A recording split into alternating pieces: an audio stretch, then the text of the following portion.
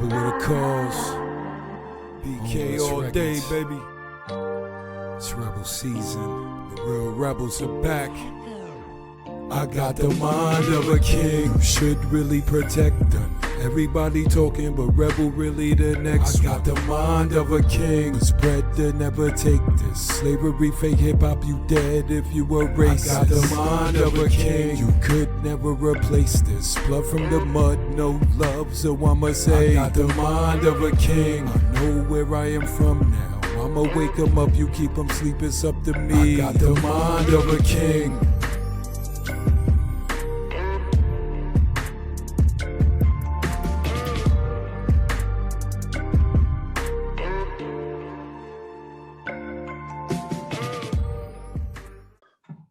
It's the Rebels Roundtable, man. You know what I mean? We do this every Thursday night. You know what I'm saying? So I was thinking about, we had a few previous guests in the past, you know what I mean? And I was like, man, who gonna be our next guest? And I said, man, my brothers from New Era, Atlanta. That's right. Come on through, you know what I mean? Because, I rock with y'all, man. I love what y'all do out here in the community, man. I just love the way y'all get down. You know what I'm saying? Then, the one thing I notice about, when I can get out in the community with y'all, do y'all thing, everything runs smooth. Ain't no bickering, ain't no arguing, ain't no disagreements, nothing like that. We just get down and do our thing and head on our way, you know what I mean? So, I like that about y'all, and I like the way y'all get down, you know what I mean? So, I want y'all on the show. I've been wanting to shoot you guys on the show for about a month now. You know what I mean? Y'all always stuck in my mind, in the back of my head, brother. So, yes, yeah, indeed. man. Well, we on here now, man. Oh, yeah. We here, finally. It ain't gonna be the last time. Come on anytime, man. Yes, sir. Yep. All right, let's break down New Era Atlanta for us. What's that about? Yes, indeed, man. So New Era Atlanta, we serve as the Atlanta chapter for New Era Nation and New Era World. So what that is it is a conglomerate of different organizations in different cities. And our main objective, man, is just to encourage and make sure that organization is a lifestyle. That everything we're doing, in a strategic manner, and so we understand the importance of Black economics. So we use our economic platform, to promote that, to promote, Black businesses, to make sure that we can support our own. We do a lot of community engagement, so the bulk of the work that you'll see us do will be the street patrols, will be the community feeding programs like what we're going to have this weekend on Saturday. You're going to see a lot of just all around community engagement, our hood to hood program. We go to different parts of the town and we knock on doors and we, walk in the streets and we talking to our people, we passing our resources, so that's really the main thing with New Era Nation and with our chapter, New Era Atlanta. Nice. How long the organization in Atlanta been running?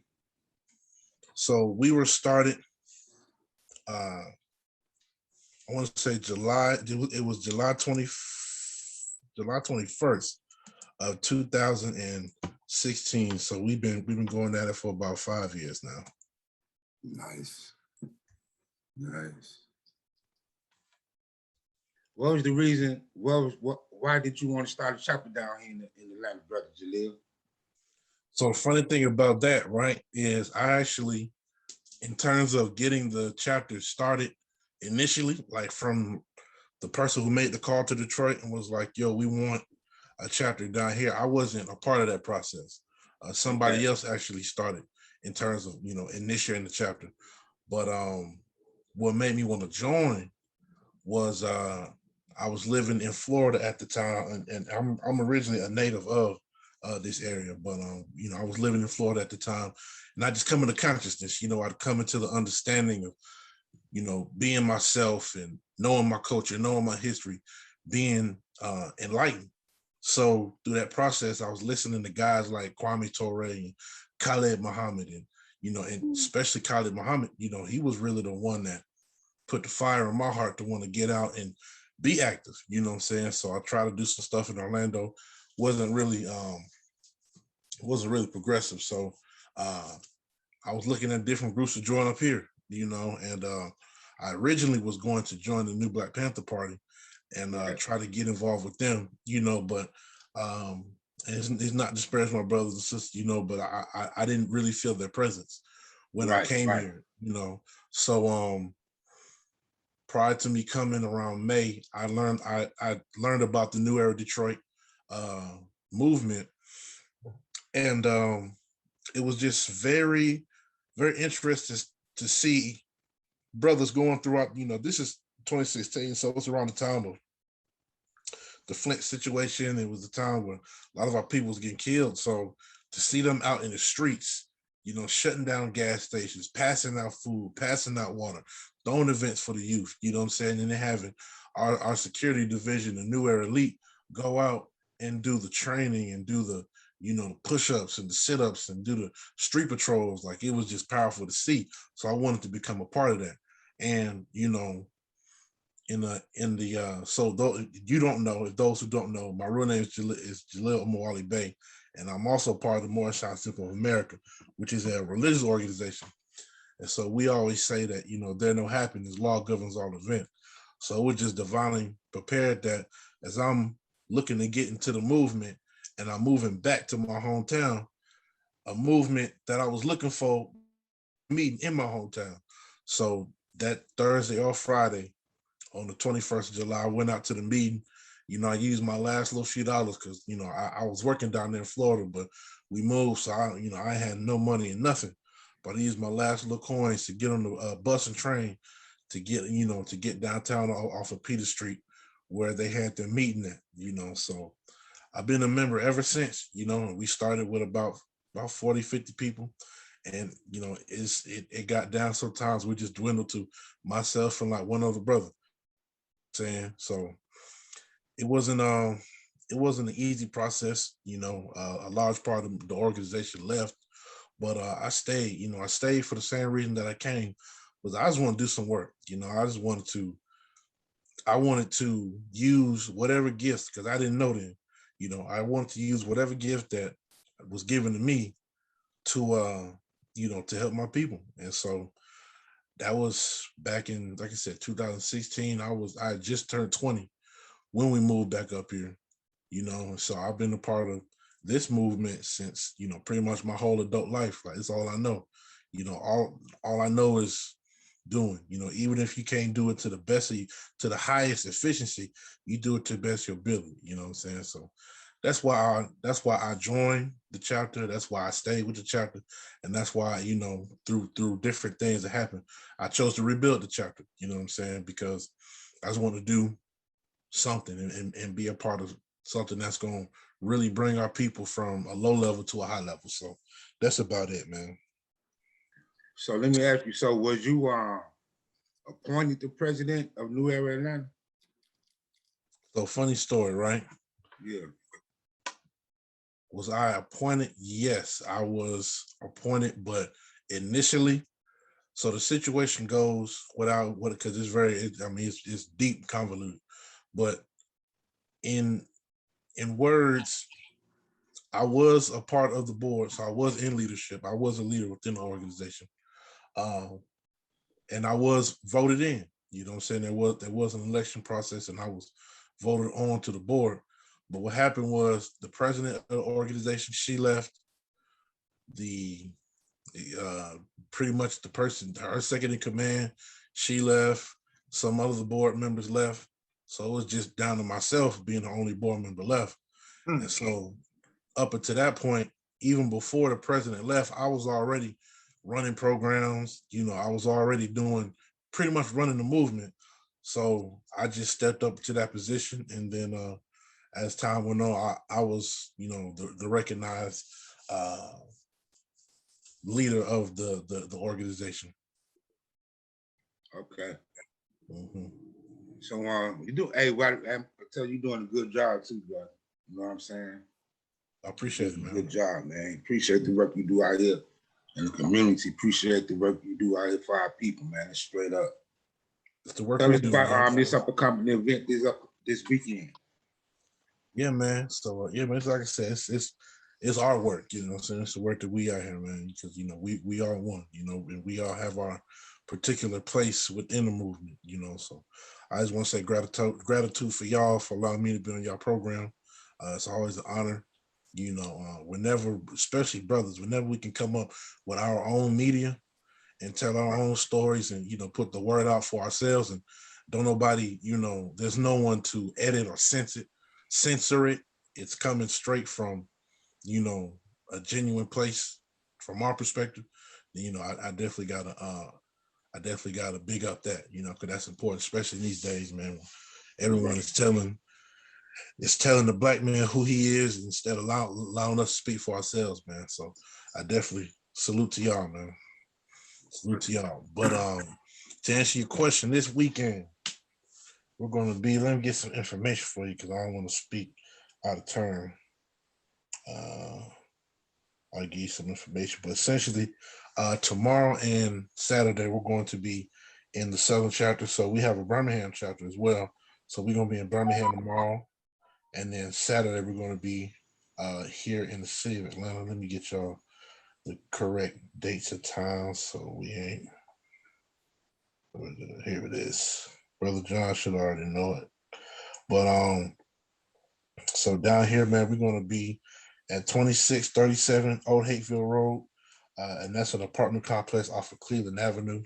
For those who aren't familiar with the area, this is South Atlanta. We're going to be passing out groceries. We're going to also have a fall festival for the youth, bounce houses and games and food and stuff, you know. So that's what we got going on. It's one of our annual trips that the New Era Nation comes down, you know, so the whole New Era movement, you know, at least representations of it will be down here. So all the chapters from Cleveland, Detroit, Chicago, Birmingham, Nevada, Long Beach, DMV, Baltimore. We got a lot of chapters. You know what I'm saying? So yeah. Most of we'll have delegates from each chapter down here, and you know, just want to invite the fam. You know, it's going to be a family event. It's going to be a costume contest. So if you got any babies that want to put on costumes, we know. You know, I tell people I don't know how anybody feels about Halloween, especially in our community, you know, but, you know, it's just something for the kids and give them an opportunity to win some money as well. So that's pretty much the gist of what's going on Saturday, our feeding program. And definitely invite you brothers to come out. Oh yeah, man, I'll be out there, man. You know me, man. I'm gonna come out there. I gotta go to Slaughter Church at his Unity Festival, man. Yeah, I'll slide on over there for as long as I can. Mm-hmm. You know what I mean? Yes, sir. You know, Yes, sir. are y'all gonna have to do our truck for the groceries again? Yeah. Hey, yeah, let me drive the truck again, man. I got you, man. Hey man, hey man, I'm telling you, I remember back in the summertime of last spring, I did the walk with y'all, man. Y'all had me walking up all them hills and stuff, yeah, man. Yeah, man. You did a great job, man. You did a great job of driving the van back in March, man. So we'll definitely have you drive it again, bro. Y'all come on through and drive the van for the brothers, man. You know what I'm saying? And I like the way y'all do it to y'all actually, I cater to the homies and stuff, but y'all actually knock on doors and talk to people and give them grocery bags full of food and engage with the community, man. So that's something different. You know what I mean? Mm-hmm. So that's dope, man. I like that get down, man. Yeah, man. You know, we always say that, instead of waiting for the people to come to us, we're going to go to them, whether that's giving them a positive message, whether that's giving them some resources, giving them some game, just showing that love, really building and rebuilding and repairing those bridges that have been burnt through whatever, trauma, slavery, whatever, we just building them bridges back. And that's why we take on that. And, that's part of organizing that's overlooked. but it works. You know what I'm saying? You look at the Jehovah's Witnesses, you know, Right. that's their whole get down. You know, I was actually born in that organization. I was a Jehovah's Witness for 18 years. You know what I'm saying? Right. So people think it's lame, it's corny, it's weird, but bro, in my lifetime, I seen a group come from 6 million people all over the world to damn near 10 million people. You know what I'm saying? And me being one of those 10 million people. You know, they got their own everything, you know. So that just comes from that knocking on doors. You know, we look at our brothers from the NOI, you know what I'm saying? We may not agree with their politics or whatever, or their stance, but they do the door knocking too. You know what I'm saying? They stand out there with the fruit and all that, you know what I'm saying? That's what they do. You know, and they give you their message. So if we have a message that we feel is important, we do the same thing. So we'll knock on your door. We let them know we're not trying to sell you nothing. We're not trying to convert you. We just want to let you know we love you, you know what I'm saying, and give you some resources. And you'll be surprised how moving that is to a lot of people, you know, especially down in the South. You know, we still have Southern hospitality, but you know, somebody knocking on your door, they ain't really coming to, you know, see how you doing and, you know, try to get you organized. They want to sell you something. They want you to, you know, give them some money or something, you know, but we're not door-to-door salesmen. You know, we are brothers and sisters from the community, in the community, just want to build up them bridges, man. That's about it. That's right. Nice. You said you kind of woke up around 216. I would like to know, how'd you find consciousness? Okay. You know? Man, oh man, okay. That's a great question, man. I want to say peace and love to my brother John, man. You know, he's in here with the interview with no shirt on, man. I'm gonna have to find you, brother. Hey, bro, I'm gonna have to find you, brother. Hey, I'm gonna have to find you, brother. Listen, I don't care if you're the president or you still a member of New Era, brother. You can find, brother. You can find, bro. You can find. Listen, I gotta work. Man. I gotta go to work in like 5 hours. I should be in the bed right now. You know? Man, I'm just up here to show love, bro. That's right. Peace and love, bro. Peace bro. And love, proud of you, my brother. Yes, I'm proud of you too, brother president. But man, that's you know, I joke, but that's a serious question. I would say my awakening, man, came in a way that's different from most people because of how I came up, you know. So where most people grew up in a type of Christianity that was, you know, cookie cutter, you know what I'm saying? Christmas, and my man laugh. Christmas, holidays, you know what I'm saying? I didn't grow up with that, bro, because growing up the Jehovah's Witness, we don't celebrate holidays. I just recently, the first birthday party I ever went to myself was the one my girl put on for me when we went to Cleveland. I never celebrated my birthday, you know what I'm saying? So there were certain things that I knew and didn't partake of already before I even came into knowing about, you know, the origin and where we're from. That's just my baseline. So I never believed, I believed in the Bible, but I didn't believe in all the other stuff that came with it. It was just straight theology on my part, you know. So that gave me another dimension of understanding, because most people just covering out that book just for cult, you know, just for not even cultural, but just for tradition and just for the other stuff, you know. But we didn't have none of the other stuff. It was just the book, you know. So I knew Santa Claus didn't exist growing up. I knew I thought the Tooth Fairy was real, but then I got around 10, you know. But that don't matter, man. That don't matter. But all that Halloween, you know, we was told Halloween was evil, you know what I'm saying? So we didn't. Yeah. So, and it wouldn't be later till I would learn about the origin of these pagan holidays and why we don't celebrate them, you know what I'm saying? So I'm coming with that level in terms of like race, pride, and consciousness. I've always had something, man. Like I said, I'm a member of the Morrisons People America, so as well, I just always knew, especially when I moved to Florida, because I moved to they had a very high immigrant population. You know, not to saying where I was living that didn't have no immigrants, but it was more pronounced in Orlando because you had Jamaicans, you had Haitians, you had Dominicans, you had people I didn't grow up around. You know what I'm saying? I grew up around, you know, black folks, white folks, maybe a couple of Indians, but you know, you go down south and you around a whole nother culture. You know, so my middle school had Flag Day, so the Jamaicans would come with their flags, and you know the Puerto Ricans and the Cubans would come and they joints, and I didn't, you know, I didn't know about this flag, and I didn't like this flag. You know what I'm saying? So I'm like, and I had no idea of the flag, the banner that the most honorable Marcus Messiah Garvey gave us. So I'm lost. You know, I carried that with me up into high school. Then about 16. Well, let me not start at 16.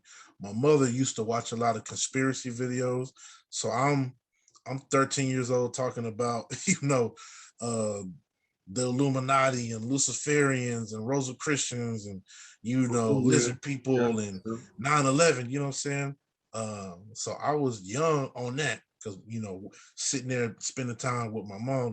We watch those those weird videos now, but they was dropping some science. But then fast forward to 11th grade, we watched Malcolm X. Now, mind you, that was like my 5th time watching the movie. I'd seen it before, but it hit me in a completely different way after I seen that, because where I was in my life, and it was all subconscious. It's not until I think about it now that I was looking for something like that, but I just couldn't. I'm looking for an identity, but I didn't have the words for it, so we finished the movie, and I asked my teacher, Miss Simmons, fine little thing for FAMU. But I asked her, I was like, where's the Malcolm X for this day and time? It's like 2012 or something. She was like, they got killed. You know what I'm saying? That they not, the world don't have one. And so in my mind, I was like, okay, I just left it at that. Then I went to college, and students go to college, they mind, is opened up to so many different things. So that's when I watched, stuff like Hidden Colors, and I learned about guys like Umar, and, I was a little bit on the Farrakhan, but I wasn't on him all the way yet. You know what I'm saying? I'm just watching and reading. I'm meeting all type of people, shout out to my brother, Philip Agnew, you know what I'm saying? I met him, and just a lot of different things that, I was exposed to in college. Then fast forward a year, I leave college. I come back home. I'm working, but I'm still on my conscious tip. I'm growing in it. Right. And so one day, and I say this because it's important. One day, I'm listening. I'm listening to Umar. We all love listening to Umar. And so the autoplay on, and it plays the next video. So I'm doing something. I think I'm cleaning the bathroom in my house. I'm doing some type of chores. Then I hear, King College, 1993, Khalid Muhammad. I hear that, and then the brother was, he talking about kill the cracker and do all this other stuff, and I'm like, I ain't never heard a man speak like this. You know what I'm saying? So I'm in for like a good, because up to that point, mind you, I'd watch all the Dr. Ben videos. I'd watched especially Dr. John Henry Clark. I love John Henry Clark. I got a couple of his books. You know what I'm saying? I'm watching all the legends. You know what I'm saying? This is a little bit either before or after Frances Cress wasn't passed. You know what I'm saying? I wanted to meet her because one of my teachers was a student of hers. You know what I'm saying? So, but yeah, I'm absorbing all the masters. Who else? Phil Valentine, like anybody you can. I'm watching a whole bunch of, and honest to them, I ain't speaking radically, but to the House of Consciousness and Saw Netter and all them. So I'm eating all that up. Right. But out of all those people, Khalid Muhammad just stood out to me. And I was just eating. I'm just eating everything, every lecture, 2, 3, 4. To the point now, you put on a lecture and I seen it, I almost can quote a word for word. Like, you don't want to watch it around me because I'm gonna ruin it for you.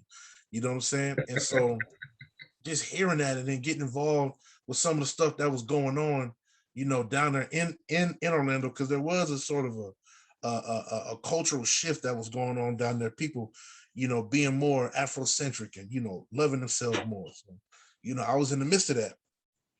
And so I just want to get started, man. I just want to get started. Then I learned about the red, black, and green. And then, man, I was on Amazon every day, red, black, and green this, red, black, and green that. I'm just red, black, and green down because I'm like, I finally found it. I found the flag I was looking for. You know what I'm saying? That everybody else had except me. So, to answer the brother question, it was just that long process of just growing up and, already having a certain level of understanding. And then, to this and learning more, and then wanting to actually do something as opposed to just talking about it, because right. I was young, but I was on Facebook during them times. There was a lot of people on there making plans and talking, but nothing came into life, nothing came into existence, so I just didn't want to be those type of people. And like I said, my biggest inspiration at that time was Khalid Muhammad. So I'm just thinking, man, Khalid Muhammad got busy. So I need to get busy. You know what I'm saying? So that's what I did when I moved back to Atlanta and joined New Era. And just been cool, just been on the team ever since, So that's how I came into consciousness, my brother. Nice. Is the Moorish science within that? That's where you found it too? Oh, of course. So how I found the Moorish Science Temple of America, I was actually studying with the Nation of Islam for a little bit. Because just me being me, I always felt a connection to Islam. Of course, through the Sunni Orthodox, and then through the Nation of Islam, and then studying a little bit with the 5 percenters, I eventually was able to come into contact with a couple of people that that were real strong within the nation. And then one of my homegirls, she was I wouldn't say she homegirl, but an associate, a female associate. She gave me a number to a brother that was doing some good work, and we just got linked up. And he was in the Nation of Islam in the mosque off of College Park, off of not in College Park, off of Garvey Road. Garvey Road on that. And so the brother named Gerald. So me and him get Gerald up. Hall. Shout out to Gerald Hall. Peace of love to him, man. And he actually invited me to like a youth summit that they had. So I spoke there, being youth, I was able to speak on behalf of the youth. And so we pieced up and connected for some more stuff. He was like, okay, come out to a unity banquet. You can represent New Era. So I'm like, okay, cool. I'm gonna come out. You know what I'm saying? So I come, I'm sitting on the side where all the speakers are sitting on. And so to my immediate right was the Grand Sheik of the temple, and next to him was Brother John. Brother John probably don't remember, but he was definitely there. So we were talking and we were conversing. He was talking to John, and I'm talking to him, and he's talking to me, and I'm talking. We were just, it was a good conversation.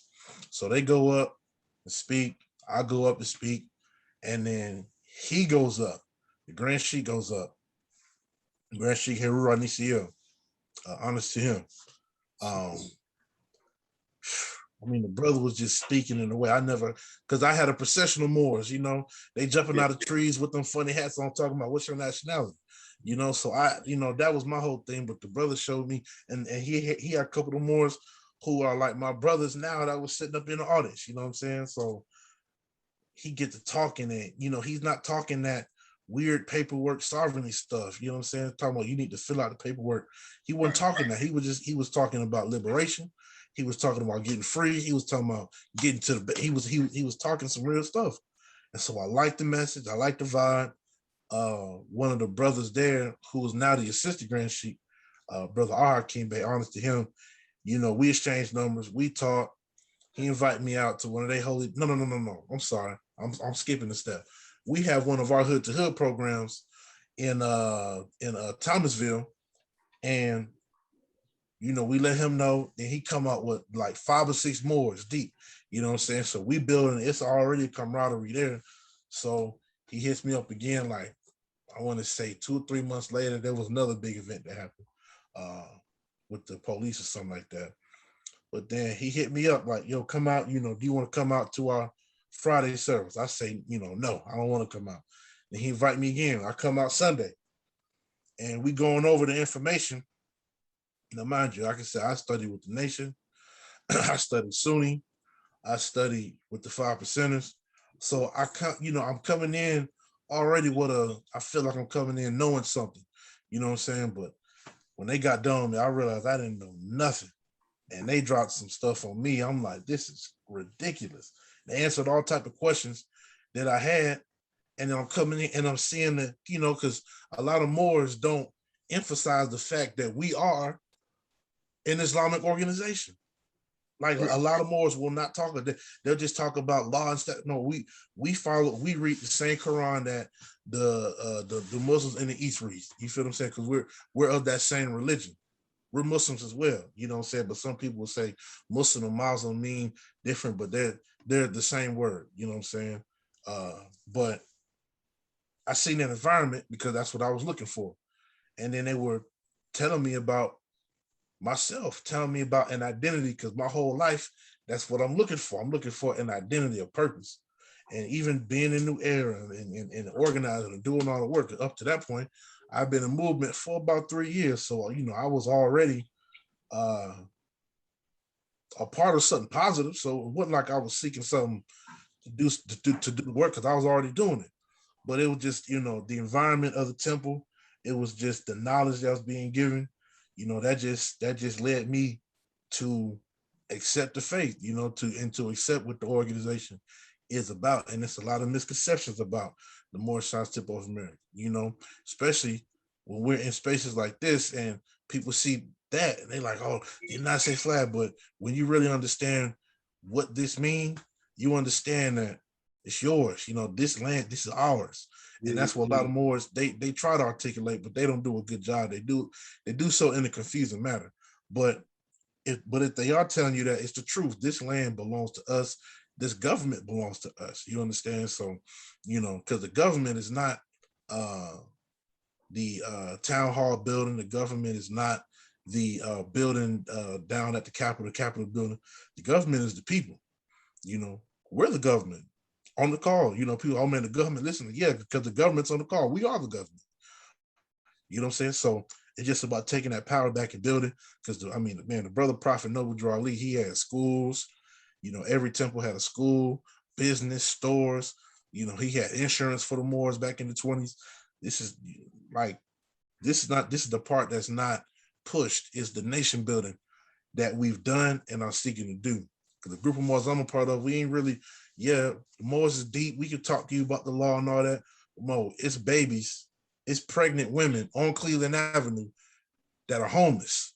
So we can either sit up here and debate about the law, or we can bring our resources together to get her some clothes, get her some food, put her up in the, you know what I'm saying? That's the type of time we on in my tip. I can't speak for no temples across America, but the one that I'm in, we can have the deep conversations, but we want to make sure our people is taken care of. So, yeah, man, that's how the Moors fits this, man. It just, to me, it's just logical. You gotta understand the concept of nationhood if you're gonna nation build. And that's what we learned in the temple. And you, I think a few months back, when y'all went up to Chicago, then you take a picture of Noble Drew Ali Ray. Yes, sir. So we went to Alsap, Illinois. Yeah, so we were in Alsap. We were just a few minutes outside Chicago, and we was able to find his gravesite, his footstone and his headstone. We were actually able to visit the old original temple, 3140 Indiana Avenue, which is 3140 South Indiana Avenue now. Yeah, that's on the low end, man. That's all that's where I'm from, man. Those used to be projects all through there. Out of BL projects, extensions, then you had Stateway Gardens and Roofless Village. That's where I'm from, man. Yes, yeah, sir, when I went to the crib, when I went back home, I went to their spot, to their office. You know what I mean? Yeah. So that was a powerful trip, man. Being able to go to his grave, because a lot of people, you know, it's not to talk bad about my Christian brothers and sisters, but you know, we talk about Jesus and all this, he died for us, but we got people that we can verify they lived on the earth. You know what I'm saying? Just like when I went to go visit Marcus Garvey's grave when I was in Kingston a couple years ago. You know, that was an emotional experience, bro. Like to be at the place where the physical remains of one of the greatest men in history. Like it just an energy that just, I mean, we came back and man, it was going hard because we were carrying that same spirit, you know. So I felt that same thing when I went to the Prophets Temple, because we teach that Marcus Garvey and Noble Drew Ali are really like this, you know. Well, I'll say like this, you know, for those that can read signs, you know what I'm saying? One came before the other, you know what I'm saying? So we honor them both. If you ever go to a meeting, you can't sit up here and talk about the prophet before even mentioning Marcus Garvey. Marcus Garvey is the man to us. You know, a lot of his teachings, a lot of the platform, and we admit this openly. Much of the platform that the UNIA uses, in some shape or form or fashion, the Morrisons People America uses. You know what I'm saying? The prophet Noble Drew Ali would tell you that himself. You know, when he visited Marcus Garvey, when Marcus Garvey was locked up down here, you know, the platform that we use is pretty much the UNIA's platform, you know, from starting schools, starting businesses, manufacturing companies. We had the Morris Manufacturing Department, shoot, up until, you know, we had our own bugle corps, you know, just like they did. So it's just about organization, man, you know. So yeah, that was good to be able to go visit them, man, and see that. Yeah, because when I had when I went to y'all convention, the national convention down here, I was talking to a few brothers, and a lot of the brothers like, yeah, they like the Atlanta chapter down here as far as the temple and everything. They say y'all have one of the smooth, better temples out here in the state.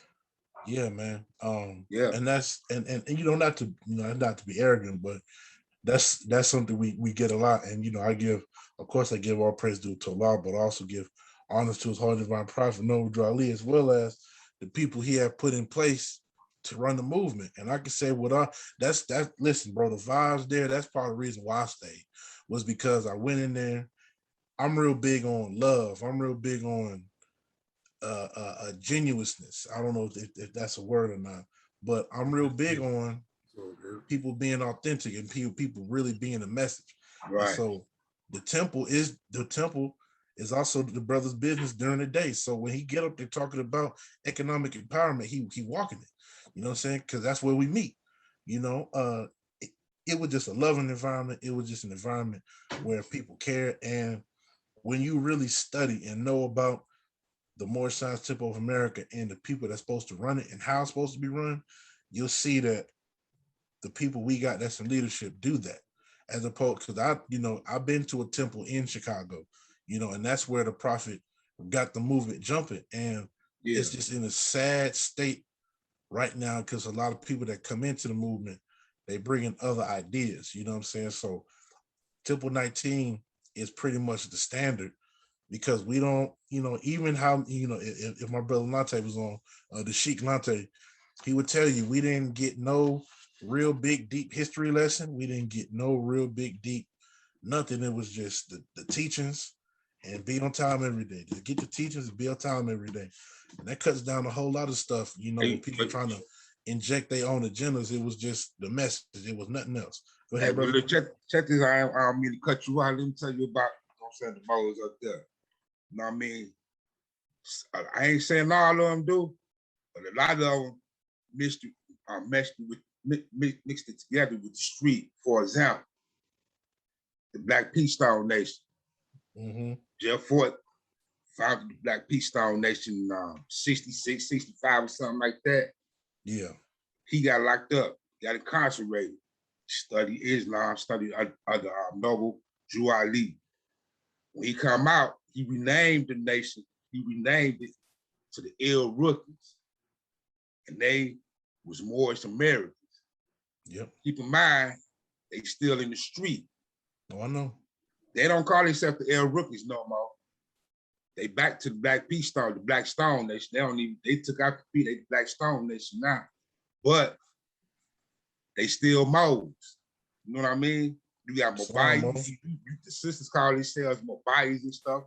Where they get that from? So they mixed it with a street element. Yeah. It's kind of similar to like the East Coast, like the 5% Nation, been mixed in with the street element. So it's been tainted. You know what I mean? It's a long history behind that. There's a lot of Morris Americans up there. A lot of them are Blackstone. Oh, I know. Yeah. So a lot of our, especially when you talk about a lot of the older cats, I don't want to start calling them cats, but the older sheiks that's from like Gary, that's from Wisconsin, that's from Chicago. Yeah, a lot of them, when they was coming up, a good portion of them was Stones. Yeah. A lot of them still carry that same. Yeah. Like, I mean, but see, this is the thing, like, they're Morris America. I'm talking about the way I can quote the prophet to you, they can do it 10 times faster, 12 times better. Like, they are bona fide. A lot of them are sheiks, divine ministers. Like, they are the top of the organization. Like, they good with it. But it's just that in how they demonstrate it, it is from that El Rukin time period. You know what I'm saying? Yeah. Like, even to the way we stand, like, a lot of that comes from how the Mo's, you know, in Chicago was maneuvering, you know. So that's something that we're working to we're currently working to I'll just say reduce from the Morris movement. I mean, because if you whichever way you can come into the knowledge, that's fine. If that's through the Stones, if that's through whoever, you know, but we are working to remove that gang element, because that's also another form of confusion. Because, you know, we got people out there too, man. They got a whole neighborhood called Motown, Black Stones and Mobiles. Yeah, you know, and they are known. Yeah, head wide open. Yeah, you know, but we got them that's, you know, representing the movement but not giving the whole truth. You got the sovereign citizens, you got the rise of the more. I mean, it's just a lot. You know, so I wanna interrupt. Why you say sovereign citizen? What you mean, brother? Why you say sovereign citizen?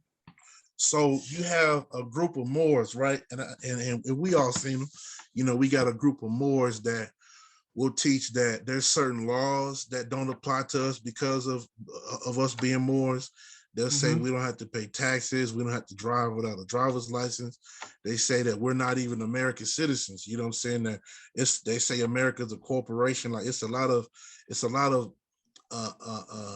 interesting teachings that they try to push as Moorish, when it's when that thought itself, if you trace it back far enough and long enough, goes back to this is not my language, this is their language. Right, traces back to a group that is I think it's the white Christian identity movement. That's where all that language comes from. Basically, a bunch of disgruntled Confederates that felt like the rules of America didn't apply to them because they were from the Confederacy. And so they're the ones that's pushing the, you know, tax liens and driving without driver's license, and they the one that pushed that. And then more somehow, some way, we picked that up, and now we're the ones talking about that. So that's what I mean by sovereign citizen. Okay, yeah. When I used to go to court and battle, they had me on a particular list called sovereign citizen. And, you know, to me, it was kind of an oxymoron statement, because you can't be sovereign and a citizen at the same time. But I just wanted to hear what you had to say about that. I feel what you were saying.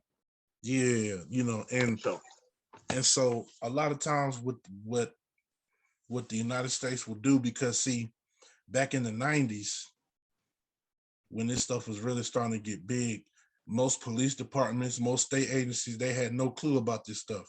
It was brand new. So yeah, you could get over on them. You know, we got one of our Grand Sheiks brother named, not Azim, but Sharif Aniyelbe. You know, he'll tell you, he used to do all that stuff. He used to do it. And they used to go in courtrooms and just give a verbal whipping to the judge and all that, you know what I'm saying? Quoting all that stuff. But these are loopholes that, the one thing I learned about loopholes, yeah, there are loopholes that exist, but at some point they're going to get closed. So that's what was happening. Is a lot of these laws were being amended. A lot of these, you know, things were being written out so you couldn't use them. And on top of that, the agencies, the police department, sheriff office, they're getting wise to this type of lingo. So it's certain words, certain catchphrases that they say, and they automatically know who they're dealing with. If they come up to the car and you sit and they pull out the window and you talk about, you don't have jurisdiction over me, you marked. You know what I'm saying? If you come to them and they ask you for your ID and you say, I shouldn't show you my identification for my conveyance, they got you. You on the list. You know what I'm saying? And you'll see Moorish Americans, let me phrase that. You'll see Moors get up and get snatched up out of cars. And, you know, I seen a video from a long time ago, sister in California, say her name was Empress so-and-so Bay, right? Sister went in, got pulled over. She had no tags, or she had like some fake tags, no insurance, no driver's license. You know, first thing she said, I'm Empress so Bay. You don't have jurisdiction over my person. You cannot whoop. Next thing you know, they showing her swinging that car seat, you know, to the next car because they done took a car. You know what I'm saying? And we're not saying that we are advocating for people to get their car taken, you know, but we're advocating for people to just follow the law. Just do what the law says, you know, and you'll find that you're able to maneuver much smoothly if you just obey the law. If you just be an upstanding citizen, you'll be able to maneuver so much. That's how Noble Drew Ali was able. Because think about this: you talking about a country dude from North Carolina, starting a movement in New Jersey, you know, and then moved to Chicago, and in 3 years becomes somebody that governors and mayors and people and Congress people is writing mail to, and you know it don't come from all that extra stuff. It just come from doing what you're supposed to do when you're supposed to do it and reaping the benefit, and being on forums like this and just being involved. You know what I'm saying? Man, building. I'm glad you brought that up because a lot of people just like to lump everybody in one category. You know what I'm saying? So I'm glad you broke that down, man. Yeah, and the thing about the Moorish movement is it's so complex now, because there's been a lot of splits. You know, before 1929, there was no splits. There was only one Morrisons People America. There was only one type of Moor in America. You know what I'm saying? Now it's 30, 40 different types. And, you know, but what I'm a part of is what the original founder intended, you know, for us to uplift all of humanity, for us to teach the things that make our people better citizens, to preach economic security, to build schools, to build businesses, to build, you know, to build nation. Because that's really what the prophet did. Is he held up the book that he revealed, and he held up the Quran of Mecca. And he said, we're a nation within a nation. That's why when you see the placement of my flags behind me, you know, if I was in a, you know, not to get too deep, but if I was in a public meeting, the flag, America would be on my right side and Moorish would be on my left side. But in certain settings, you'll see the Moorish on the right and American on the left. The dominant flag always takes the right position. So just when you're going out, you try, like even if you're traveling and you see 3 flags on a pole, the American flag will always be at the tallest pole, because that's the dominant, because we're in America. So when you come into certain temples, you're going to see the reverse, because we're a nation. It's a nation within a nation. That's what that symbolizes. You know what I'm saying? So we got our own way of doing things, our own laws, our own customs, our own culture. You know, this is a living culture. It's not just, you know, people see the fezzes and they see the turbans and they think it's some weirdo, but this is a real life culture with its own energy. You know, that's why I personally take it super seriously, like to the point where my teachers got to tell me to chill out, because I just, certain things I just don't, you know, I don't tolerate when it comes to represent. Same thing, you know, how brothers that's, you know, that's in the nation, they go to war for Farrakhan, they go to war for Elijah Muhammad. You know, same way it's a lot of guys that, you know, you can't say nothing bad about following law. You know what I'm saying? It's just taking it seriously. You know what I'm saying? Right. I got another question for you. Why do you feel like following the rules is the right way to go when there's certain things like in the Constitution, it has not been amended or ratified? We still consider 3/5 of a man. And also You don't think the rules are a little bit unfair as far as dealing with the commercial side of it? As far as us moving about. So I will say, to answer your second question, no, there's a lot of laws, there's a lot of rules that are just absolutely atrocious, but in terms of the reason why we teach to follow the law, the reason why I believe in is that's what Marcus Garvey taught as well. If you study the teachings of Marcus Garvey, he tells us often, try not to be too radical all the time. You know what I'm saying? Follow the law. Be a good citizen. He was a good citizen when he was on the scene. You feel what I'm saying? So for us, it's just easier to maneuver through society, and it also affords you more help in the long run. Because if you're not following the law, you're making enemies with the state. You're making enemies that really and truly could be your allies in a future time, but we burn that bridge because we're caught up in our passions, rightfully so. A lot of the stuff, man. The one thing the prophet does not tolerate, he don't tolerate injustice. So we're not telling our people to tolerate injustice. We're not telling our people to tolerate the racism. He's encouraging us to be good citizens. He's encouraging us to become part and parcel to the government so that we can go on, because the prophet said, once you get the pen in your hand, write your name. You know what I'm saying? So once we get the pen in our hand, now that's one method. And let me just put that out there as well. That's the main method that we push. We push civic engagement.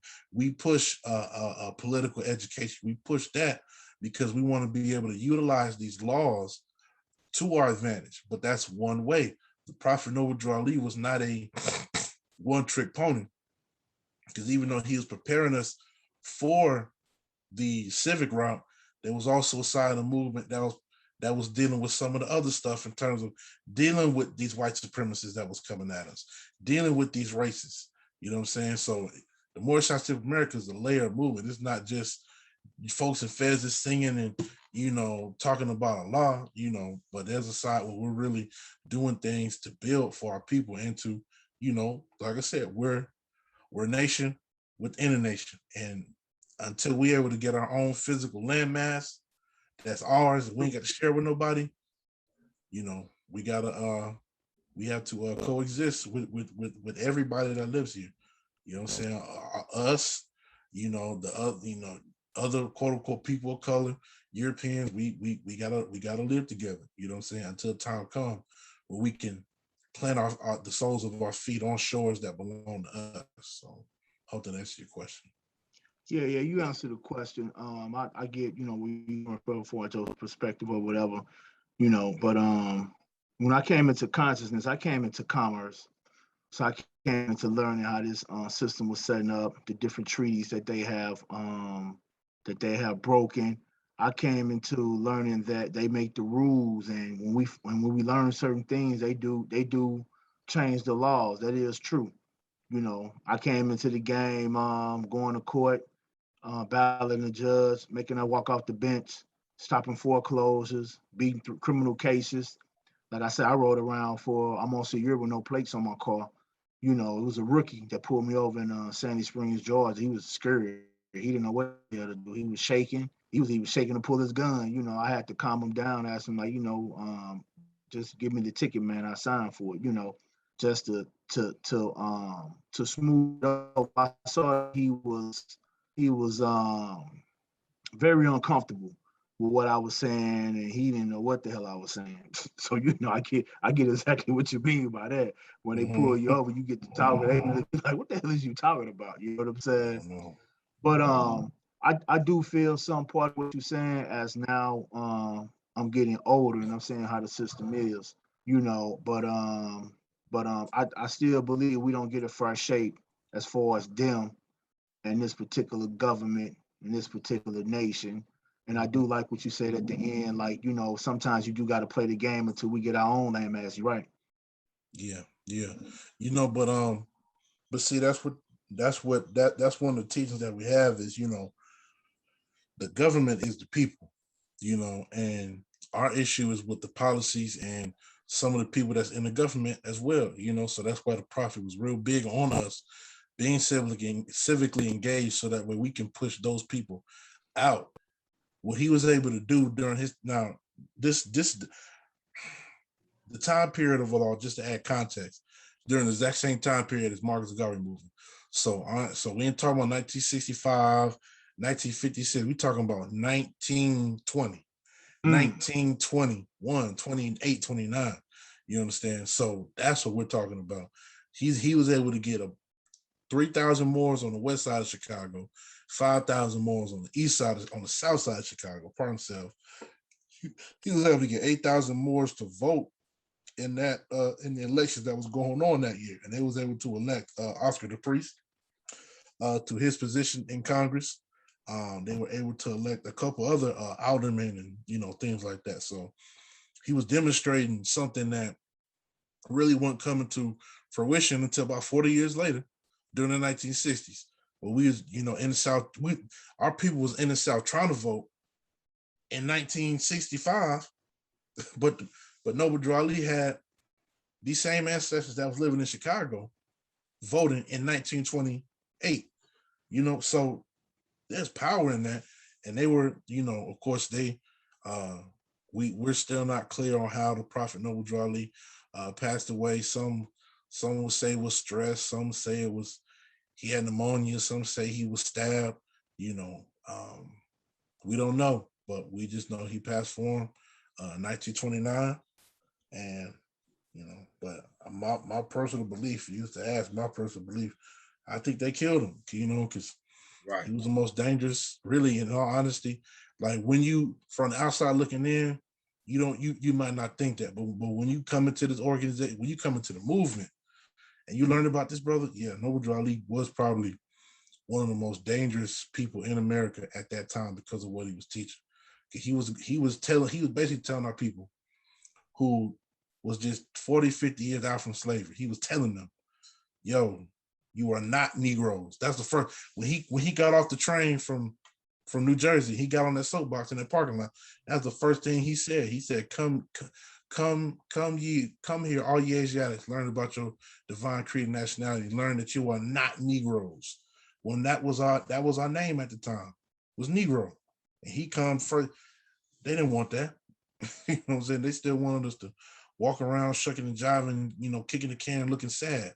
He come to, even by the clothes he wear, like people say he looked weird, but he was wearing the gauze of our ancestors. You know what I'm saying? We was in dirt rags.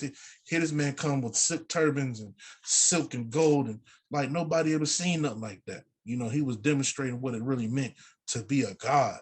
You know what I'm saying? Well, we was still trying to figure out what it meant to be a man, So yeah, they had to take him off the scene, and just the amount of knowledge that he had access to during that time. Our people weren't allowed to go to the library, you know what I'm saying? So you talk about a man that traveled the world, traveled the seas, and was studying in these certain schools and bringing it back.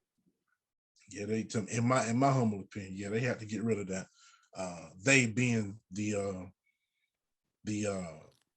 open enemy that doesn't want to see our rise. And we listen, as much as we talk about love, peace, unity, we as Morrisons Americans, we acknowledge that as well. We do have an open enemy, and that open enemy is the European. We don't mix words about that. It is the pale skin. We don't like to call them white because white carries a traditional energy with it that we don't want to put on him. Say he don't deserve that because that's not who and what he is. You know what I'm saying? So we say the pale skin, the European. He is an open enemy, and so even though we teach love to all mankind, to all humanity, we still know who is who, but we just don't descend to the meanness unless we have to, because at the end of the day, like I said before, we are Muslims, we are Muslim, and we're taught that if you get back into a corner and you can't fight, to drop the world on them. And I'll leave it at that. I like that. One second.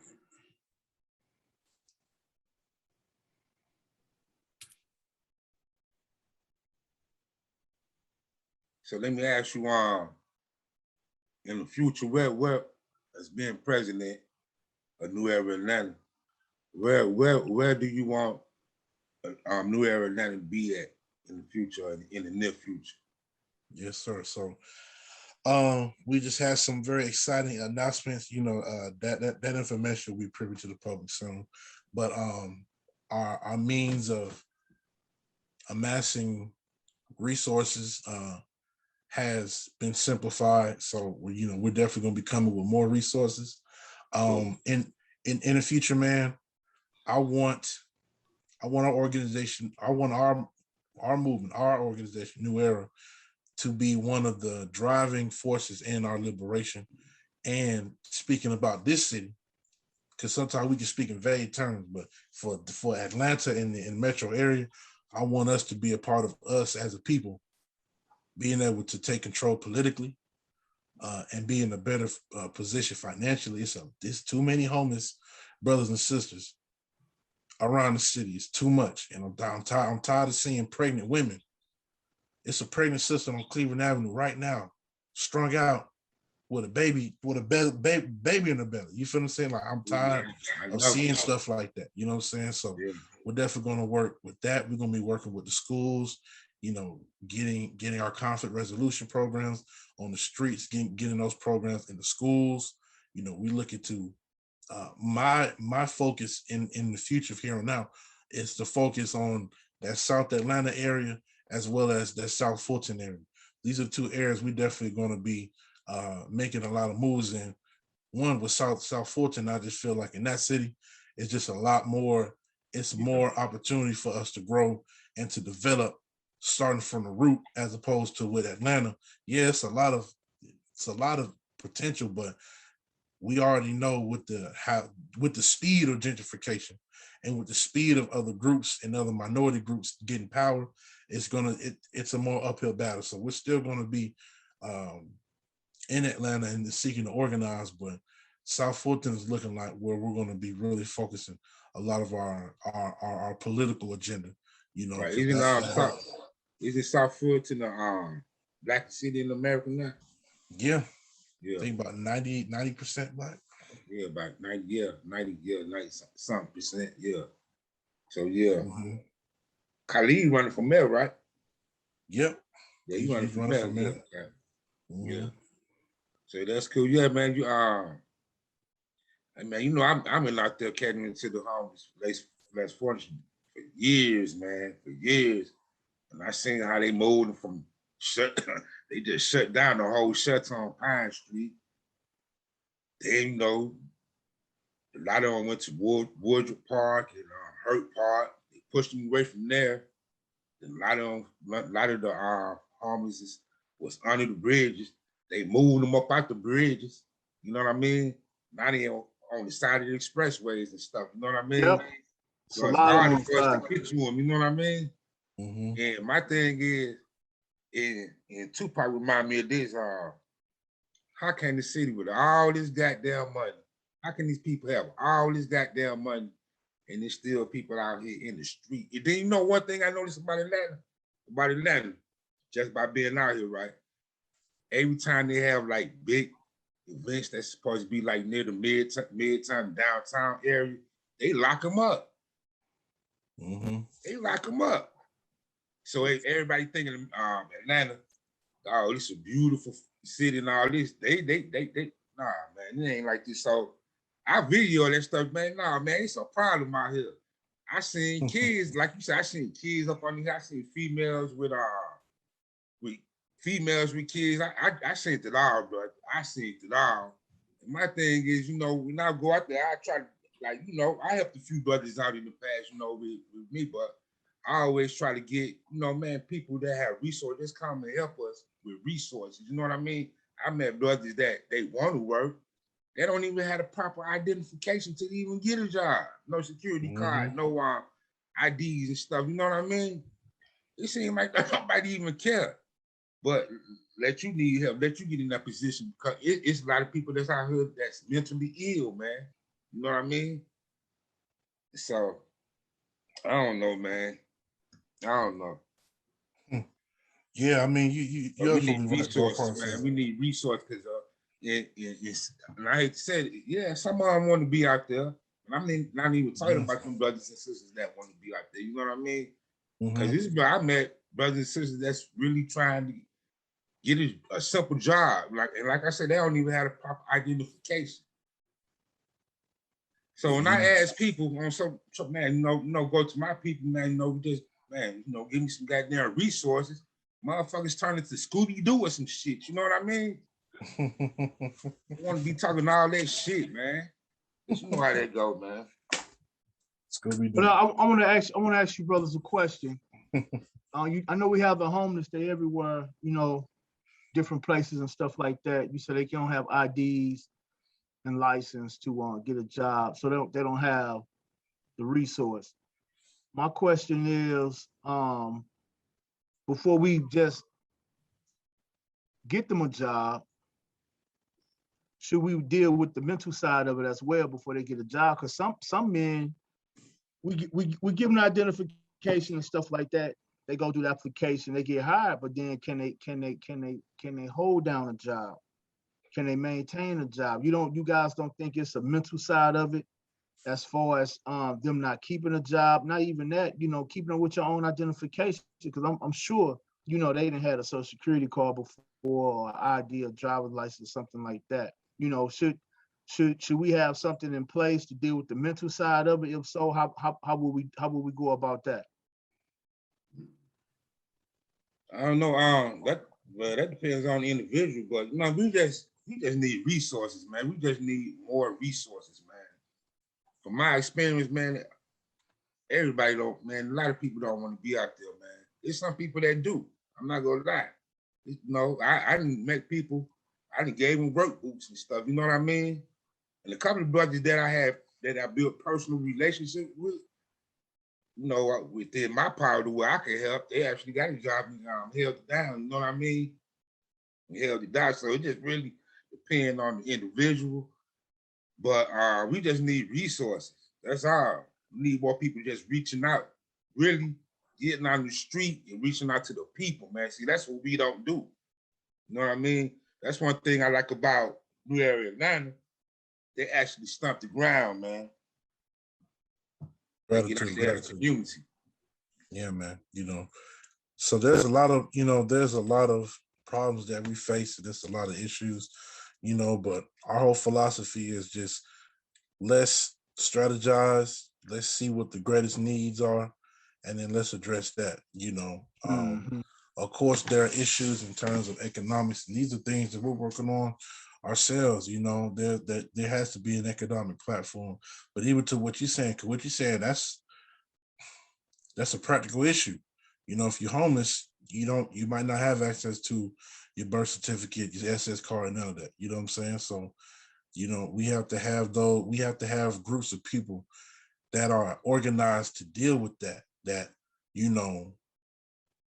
how it would look like. I'm imagining a center, you know what I'm saying? People coming to the center and being like, yo, I don't have this, I don't have that, and we do the research for them. We able to pull up their records. We able to get them what they need, at least get them on their first step, like a job resource center, you know what I'm saying? But that specializes in that particular field of retrieving lost documents and helping them to get resources to get the job that they need, and also having the economic vehicle in place or institution in place to employ the people themselves. So when you walk in, we ain't got to send you out back so you can go hopefully be able to work for Amazon.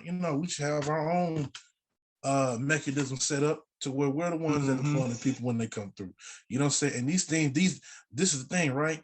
Things like that have already been done. We just got away from it. So now we just got to get back to it. You know what I'm saying? The Honorable Marcus Messiah Garvey teaches, what a man has done, a man will do. So if somebody's already done that, it's already done. We just got to follow up and take it to the next level. And, and that's really my whole thing with any movement that I'm part of, is taking it to the next level, taking it to the moon, taking it to the stars, so that we can really help our people and be able to do the most for them. Right. I used to drive Lyft. I'm assuming everybody here either lives in or around Atlanta. You go to the north side, you got all kind of communities up there, you know. And I was driving through the area that was considered the Jewish community. I drove by a big Jewish community center. Yeah, that they got. You yeah, know what I'm saying? It's huge. You know what I'm saying? So it's like people are all human beings. Let's not people just no smarter, no more anything than you and I that's on this video chat right now are doing these things. You know what I'm saying? So we have the means to do it too. It just take commitment. And if I have to speak about the bad side of the movement on both sides, Morris and New and all of our groups. And Brother John is probably another expert that can speak on this. Is the lack of commitment that our people have. That lack of commitment really keep us from doing a lot of things. It keep us from pulling our resources together and being able to start businesses and buy houses and buy homes, because there's not a lot of people that's going to commit to it. We could say, well, lip service, I'm gonna do this, I'm gonna meet you here, but when it's the time to actually meet is the problem. It's the time to actually execute is the problem. You know, we have a big huge commitment problem. I mean, just it's almost mind-boggling, because it's like, where does this come from? You know, just 2 or 3 generations ago, you talking about your Kwame Torres and your Black Panther parties and all these different groups. We're not even 40, 50 years removed from that time period of when unity was big to right now. You know, things like this is, you know, if this is at a live event, how many, you know, the room, we probably have a nice size crowd, but you know, if it was some foolishness, some, you know, daggone twerk contest, some that daggone, you know, demonstration would be lit. You know what I'm saying? So we just got misplaced. Go ahead. I believe the media plays a part in that. Yeah. The desensitization, the dehumanization with us, the lack of response that we have to each other. Not just that, man, just us caring. You know, when I grew up, you know, my people from Southside Chicago, and I grew up there in the East St. Louis, Illinois. We was more family than anything, man. We had a barbecue anytime. We had a cookout every time. And it was more or less like, okay, what we need to get done, we'll get it done. And I'm gonna say this, man. A lot of people don't know this, but I come from a Christian-based community. I used to know that Bible back. I'm not saying I used to, I still do. And one of the things that stick out to me in the Bible, it says, don't forget the old landmarks. I think us as a people have forgotten our old landmarks. And landmarks could be people. It could be a physical landmark. It could be something that triggered you to go learn, do for self, know thyself, think for self. We are forgetting those landmarks, and this is becoming very, very bad. How they're able to come in and just gentrify. And not just that, man, the lack of financial literacy that we have. You know, I read a lot of books, stuff like that. You know, the different umbrellas that company has, man. You know, they are 501c3s, but they also have a trust. And then they might take their logo, and the trust owns the logo, and it then lets the 501c3 use that particular logo. It's just the different avenues that they have that we don't really know about. You know what I'm saying? You know, building your personal assets, you know, dealing with your credit. You know what I'm saying? I got a group of brothers that deal with credit, man, and they're very inconsistent. They are, they feel like they got the gift of the gab. I hate I even dealt with them, and Ken Waddle can attest to this, and I have to go back and forth with them. But, you know, it's going to be my last run with them. But, man, and once we learn something, we feel like we got it down packed, and then we just start manipulating the people with it. Oh, I can clean your credit. You got 1,000 people, you know what I'm saying? Instead of utilizing what we learn and do it. And what I'm doing is I'm learning the whole spectrum, man. Ain't nobody teaching me nothing. You know what I'm saying? I'm learning how to do the 501. I'm learning about the trust law. I'm learning about the different businesses, and I'm going to teach. You know what I'm saying? Because we need the business structure, and we need to learn about financial literacy, and we need to start dealing with each other as a people, because we so we not sensitive to the things that's going on. When Ice Cube put that thing out, Plan for Black America, I read it, I kind of get with it. But the one thing that stuck with me, he said, we say black people, everything come from us dealing like with Egypt and all of that type of stuff, whatever. We own less than 1% of the world's money, less than 1%. And he broke that thing down, and it's crazy, man. When the people do have the money, they spend it right back with these other corporations. They do nothing for the community. And that's a big thing we need to stop as well too. Yeah, that's facts, bro. You can go to where them stimulus checks, man. Man, people just put that. I mean, gave the money right back to them. Yep, buying Gucci right back. Man, Instead of taking that money, man, that deal or something, they gave it right back to me. Well, man, you saw the video when they had like 20 sisters. You saw the video, Ken Walter had like 20 sisters, man, flying back here from somewhere, man, getting their booty done and stuff, man. Yeah, they had like wheelchairs. Yeah, wheelchairs, man. Yeah, that's crazy, man. And shit like that. Yeah. Wow, bro. It was crazy. And the crazy thing about that, man, and like the crazy thing about that, man, is, they understand that's what we're gonna do. They know we're gonna spend our money with them. They know we're gonna try to get the latest and the greatest. You don't know how many, even to this day, I'm still seeing cars with the somebody got a new whip, you know what I'm saying? I seen a whole bunch of tags applied for. I done seen a whole bunch of temporary licenses. So that's what our people spend. I tell you, I got mine. I pay bills in my joint. You know what I'm saying? Like I took care of the necessity. I get my head back above water. You know what I'm saying? So it's just like you were saying, brother.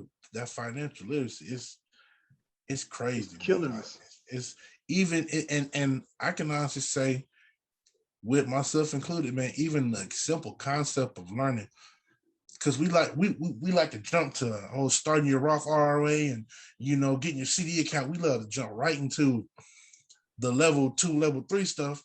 Man, there's people and I'm using myself included. There's people that don't even know how to budget, bro. Don't know how to budget, so they can master the little bit that they got. You feel what I'm saying? So, man, it's a number have been done on us. You feel what I'm saying? Yeah, but see, that's why. But see, that's why we had these type of discussions, any type of movements, our collective movements. So we can implement these structures on the independent level. If the school not gonna do it, that's fine. We don't complain.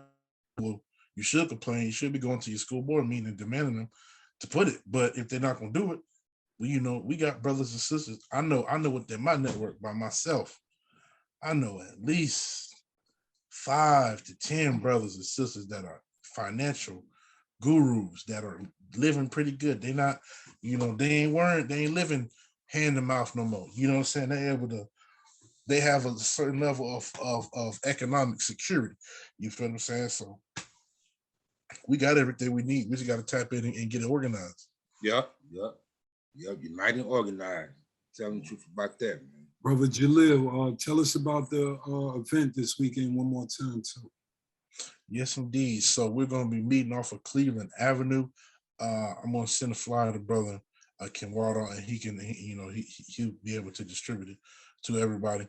But we're going to meet in South Atlanta at the event starts at 1:30, but we're going to be meeting up at 12 to set up, get everything going. We got our fall festival that same evening, so we just got we have a lot going on in terms of feeding the community, showing love, the normal that New Era does, just showing love, building community, building the bridges, and also with the fall festival for the youth, sort of like an alternative to Halloween, because we know its origin. So we just encouraging our kids to come, have fun, bounce around, get a little snack in them, you know what I'm saying? Just do something positive for the community. Yes, sir. Much respect to that. Yes, indeed. Well, brothers, I have to be out of here, but I definitely thank y'all for inviting me to the platform. I would really love to be back because I love you, brothers, and this is powerful. Right. Tell Lante, man, he got to come on with you next time because I'm really inviting you back. You know what I mean? We coming, man. We coming. That's All right, my you brother. already Peace know, and man. love, man. It was Right.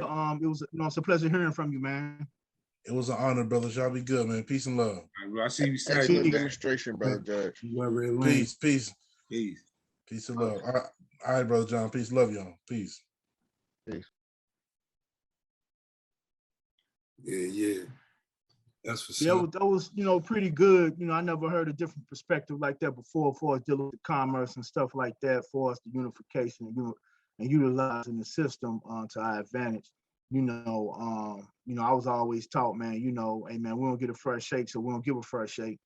But I understand the concept of mobilizing and unifying together, so we can kind of initiate something, pull it together. I can say, man, the white man has conquered the whole known world, man. And that's by me reading and studying, man. They have wrote over 85 to 90% of our history.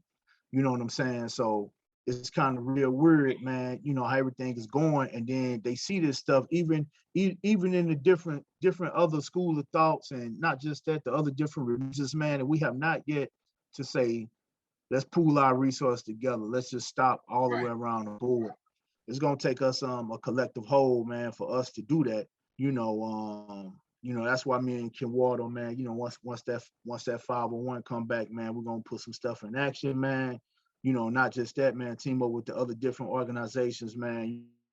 The UNIA, stuff like that, man. We really gotta pool our resources together, man, and put some stuff in place. We can do it. And I've been reading a lot, man. It's little simple things that we do. One thing, man, we gotta switch our account from these other accounts that's FD, well, not FDIC, but they more shareholders of the Corporation of the United States of America. Somebody tell me about Citizens. I got to check them out. I've been dealing with credit unions because they give you a cheaper rate, and not just that, they give you money. But definitely having that paperwork together, man. We 501c3, we LLC, C Corp, S Corp, having those trust accounts together, man. Now the next thing we need to learn is how to trade with those trust accounts, how to build those trusts, and keep the formula together, man. For us, man, executive trustees, man, beneficiaries, man, secretaries, keeping minutes, and us having trust account certificates that we can possibly one day trade on the New York Stock Exchange. You know what I'm saying? We got to play the game to beat the game in order to win the game. That's just real talk. Yes, sir. And the thing is, man, we could do it, but man, you know what I come to terms with, man. We gotta be the brothers that's gonna set the examples, man. Got to, man. Not just that, man. When we get a brother, man, who's gonna lead, or we get a group of brothers who's gonna lead, one thing I have noticed in the past in the pattern, man, we do not protect them, man. Marcus Garvey, he was not protected. Right. Noble Drew Ali, he was not protected. Malcolm X was not protected. Martin King, I'm just giving different names of people who we were infiltrated by. They were not protected. You know what I'm saying? If we got a group of men who moving and making moves, we gotta protect them, man. We can't. I'm sick of having all these. They dead. Don't know how they died. Right. But we know they've been killed. You know what I'm saying? Right. We gotta have a way to protect the leaders and our elders. Definitely that. Well, if everybody's in the know, then there won't be a leader, and then they can't kill the leader. Right. Like, the head of the snake got to pop right back on, but history has proven none of our leaders, they looked protected, but when pressure hit them, there was no real protection there. Yeah. Nah, no real protection. One of those shooters. Shit, No shooters. Huh? Axe Hoover. Hoover damn near took out half of our list. Hell yeah. By himself. We should be at his grave spitting on the shit. But what you're saying is, I don't know, the new leaders maybe shouldn't even be seen. Right. Just work in the shadows. You know what I mean? That's true too. That's definitely true, man. That worldwide link, we're not connected enough to fight the white man. Let's just say it real talk. Right. I tell people that, man. One second. Everybody will hold a gun, but nobody shoot that shit. Right. I don't want no brothers to shoot, so I'm not inciting nothing like that. But what I'm saying is, we be having the gun, the white man come and we don't let off. We don't even let off the next day, the next week. The leaders die and we all clam back up. So we gotta take the oath to die for this. I never thought Black Power people could not know that. This is we're fighting for the future, right? So we want to see some progress while we living, but it's really for the future. How we gonna hold something down where they won't just be crushed? Because he coming. You see what he doing to us now. He dumbing us down so he could crush us. Because they ain't gonna care when you truly dumb down. You're not human no more. You know what I mean? You're not operating on a sentinel being level, so they're not even gonna care at that point, even though they don't care now. But at that point, it's gonna be easy to just, get in the truck. Don't worry, we're going to take a shower. That Hitler shit will be done in like 5 minutes. They'll just kill all the untrained, ignorant, unprotected Black people. Or all people, I don't know. But I know we number one on the list. That's what I do know. Yeah, that's real talk, man. We don't, I'm not saying go shoot somebody, but I am saying this: every organization protect their people. We the only group don't protect our people. It's so funny, me and Kim Waller was just talking about this when we was on our way to a meeting. You know, you gotta have shooters around you, man. You can't be scared of your enemy. Nope. You gotta have shooters. I'm just being for real. If it was the side around, if we had the upper hand and they was the lower hand, of course they would shoot. Yep. You know what I'm saying? We can't be afraid of certain things that happen, man. We got to protect the women, protect the kids, protect the elderly. We got to build our communities and let them know what we stand for. Teach them our divinity and our lineage and these old landmarks. You know what I'm saying? That's been here. Noble Drew Ali, man. Marcus Garvey. Teach them those things, man. We have to really open up the force, the scene of knowing for self, do for self, and think for self. It's just real talk. I learned from every situation that I came across as far as a school of thought. I came into the game out of Christianity, into commerce. Then I started learning about our divinity and our lineage. Then I started learning about Kemet. Then I started learning about the other schools of thoughts, man. You know what I'm saying? They gravitated towards me, man. Nation of Gods and Earth, man. Fruit of Islam.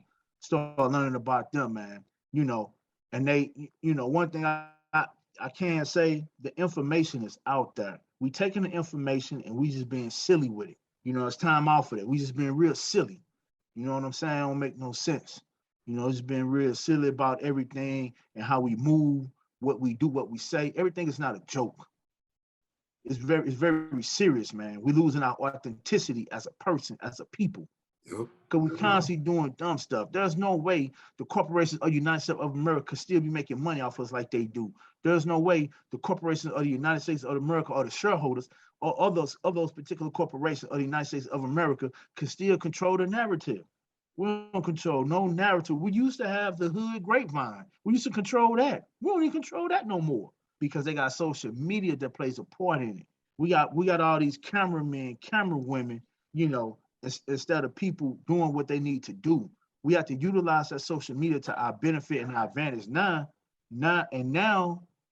since they have this algorithm, it's hard for you to do that now. It's hard for you to do that. They hold the truth down, no question. But the real thing is, excuse me, we don't have no control, you said it, of the new generation. Somehow we got cut off, and that social media is feeding them all day. And we've been talking about this before, but it's not enough of us. We need more troops because they seeing a barrage, a wave of other information that distracts. So all that distractible information, they there all day, just flipping it. So it's hard to find that old school connect with the people. But I like how New Era knock on doors. I guess he was saved by his early indoctrination, because that's what Jehovah's Witnesses do all day. Can we talk to you about Jesus? So that little level gave him I guess, a little more heart to go knock on doors Yeah. and all that. So that's ill. And he just woke up. And another thing, a lot of the new people introduced to consciousness is talking. They're the ones forming the groups. They're the ones talking the loudest. And that never happened in history either. If you was a rookie, kind of you don't get to talk until you reach that 7th stage. So that's true. It all feel good, but you're doing almost a disservice by not having all the knowledge linked. Like you said, when I came up, at first it's white Jesus, then I turned into an Israelite. Then I learned the about Islam. So I was Islam for a few years. Then I learned the Gods and Earth joint. Then we learned some more science. Then we found Kemet. So that whole gambit, this is why I feel if people pay attention to Think Chance and Rebels Roundtable, you'll see every pattern logic we got. And you'll feel the oneness because we don't battle. We all know everybody got a little piece of the puzzle. And at one time, that puzzle was one. So the tenets of Islam is basically the tenets of Gods and Earth, Kemet, Ma'at, Christianity, when you truly are following Christianity, it's a lot of laws in there that's still in place. So we all literally the same, as just a different shell casing on it. But like somebody said earlier, we all got the same enemy. So we got to stop arguing. Nobody's right until we win the war. We'll figure out who was right when our enemy ain't around. Then we can have the debate on who holding the illest science. But they tricking Black people every day, man. Them cameramen, camera women, yo, I hate that shit. Yo, motherfuckers be somewhere. They don't even enjoy themselves. They'll be at a party and the phone, you talking to the phone. So if I was at the party with you, you talking to the phone all night? You ever gonna talk to us humans over here? So I used to get on people too. Like when I used to be in New York, I used to be driving and I see the Instagram-y people. And I swear, yo, I used to stop and be like, yo, get off Instagram, yo. Pick your head up, yo, you missing life. Girls, boys, men, gang members, it don't matter. Just trying to interrupt that shit. And no one can hold a phone where I'm at. That's another thing. My particular circle, you can't have your phone. You have to engage. I don't allow the phone to be the number one link wherever I'm at. Yeah, right. And that's a rule from like 2003, 4. Yo. We been saw them droning on this shit when it was the flip phones. So I don't know, man. How can we destroy the damn cell towers? You can't. They're making money, man. It's all about that money. But I'm gonna get out for fellas, man. It was a good call, man. You know, man, good seeing you brothers, man. We just got to keep this thing going, man. Keep everything going. You know, Brother John, man, I know you probably hear me, man. Peace and love, my brother, man. UNIA, you know, and Ken Wardle and Rebel, man. You know, y'all keep doing y'all thing, man. I'm going to keep doing my thing, researching, man. Whenever y'all want to know something, just hit me up. Man. I understand I know everything, man, but, you know, just hit me up, man. Ken Wardle, know I'm always in the lab, man. I'm going to get some sleep tonight, though. All right. Yeah, get some sleep tonight. But man, we just gotta stay focused, man. Keep building, man. You know, it's sooner or later, man. It's gonna do what it's supposed to do. You know, we gotta stay prepared. We have to stay aware. We have to stay focused. You know, man. And one thing I can say, we do have the same common enemy. You know what I'm saying? And some white people start to notice that they are. Yeah, I know. They brothers, they enemy. I talked to a guy today, man, real quick before I get off of here, man. He was saying like, man, we're gonna have to stick together. I'm looking at him like, huh? He said, yeah, man, we gotta stick together, man. He was just really breaking it down. He was really coming real conscious perspective, you know, and seeing how they destroying the earth. And he was just going all in. He was crying, man, talking about they killing nature And you know, some of them guys real passionate about that, man, because they know sooner or later, man, this place gonna be inhabitable. So we gotta really, really get this thing together, man, for real. Seriously. Nah, that's Real talk, man. the But yeah, devil man, being so yeah, strong, even white people waking up to the game. it is, man. It So is. But nah, yeah, good call, man. You brothers have a good one, man. all right, knowledge, no question, man. Good looking out for coming through. You already know how we do. Come on, man. You know how we do it, man. Ain't no games, man. This seriousness out here. Yes, no doubt, no doubt. All right, brothers. Peace. To the God knowledge, man. I'm gonna jump off too. I gotta get some rest, my brothers. All right, peace out, John. See you Saturday, bro. Sunday, bro. It's the brother John. Check Peace, you out on family. Sunday. Us. All right, family, us. Yeah, man, that's about it, man. Yeah, that was 2 hours and 3 minutes. Yeah, that was a good bill. Nah, dope show. I like the new era of brothers. I'm sure there's more. Brother, and they young too, man. You know, brother Jalil, I seen his growth, man. I've been knowing him for about 5 years, you know. And the brother only 26 or 27, so yeah, young brother out here, man. So I love it when the young brothers get the knowledge, man. They ready. yeah, They're ready to go outside and fix everything. yeah, gotta live up there, you know, represent for them, man, and bring them on to be down with the young brothers. You know what I'm saying? That's what I'm about. Especially if they're on our level too. You know what I mean? So yeah, man. I tell you, man, next time we have do that around, you better be out, brother. That's another good brother too. They good. They're my people, man. So, cause you know, I don't go off of I go with some people hearts, man. If you down for our people, I'm down with you. I don't care what your ideology is, man. I don't roll out like that because that's a part of our separation, man. Believe me. And that's how you know that's the last level. Right. Getting to that stage where, because I've been stop attacking. I could attack everything I hear on Think Champs and on this show based on what I was taught. Right. The way we learned in New York, I'm Kemet, right? So I'm supposed to smash everything that ain't Kemet. We not doing that. Nah, can't. You can't afford to do that. Yeah, at this point, that it's a negative to do that. Yeah. So plus these people don't understand that debate level anyway. It got corrupted. Yeah. One time, if me and you battling and you are more, and I'm like an Israelite or something. After you win, right? Say you win the debate. You know, we debating, whatever. I'm supposed to start respecting the Morris science more. I'm not really supposed to just stay in my lane. After you prove Morris science is iller than Israeliteness. Right. You feel me? And that's how we grew. And that's why we hold the tag of every level. Because we didn't get to, like when you lost, you had to acquiesce some of the info.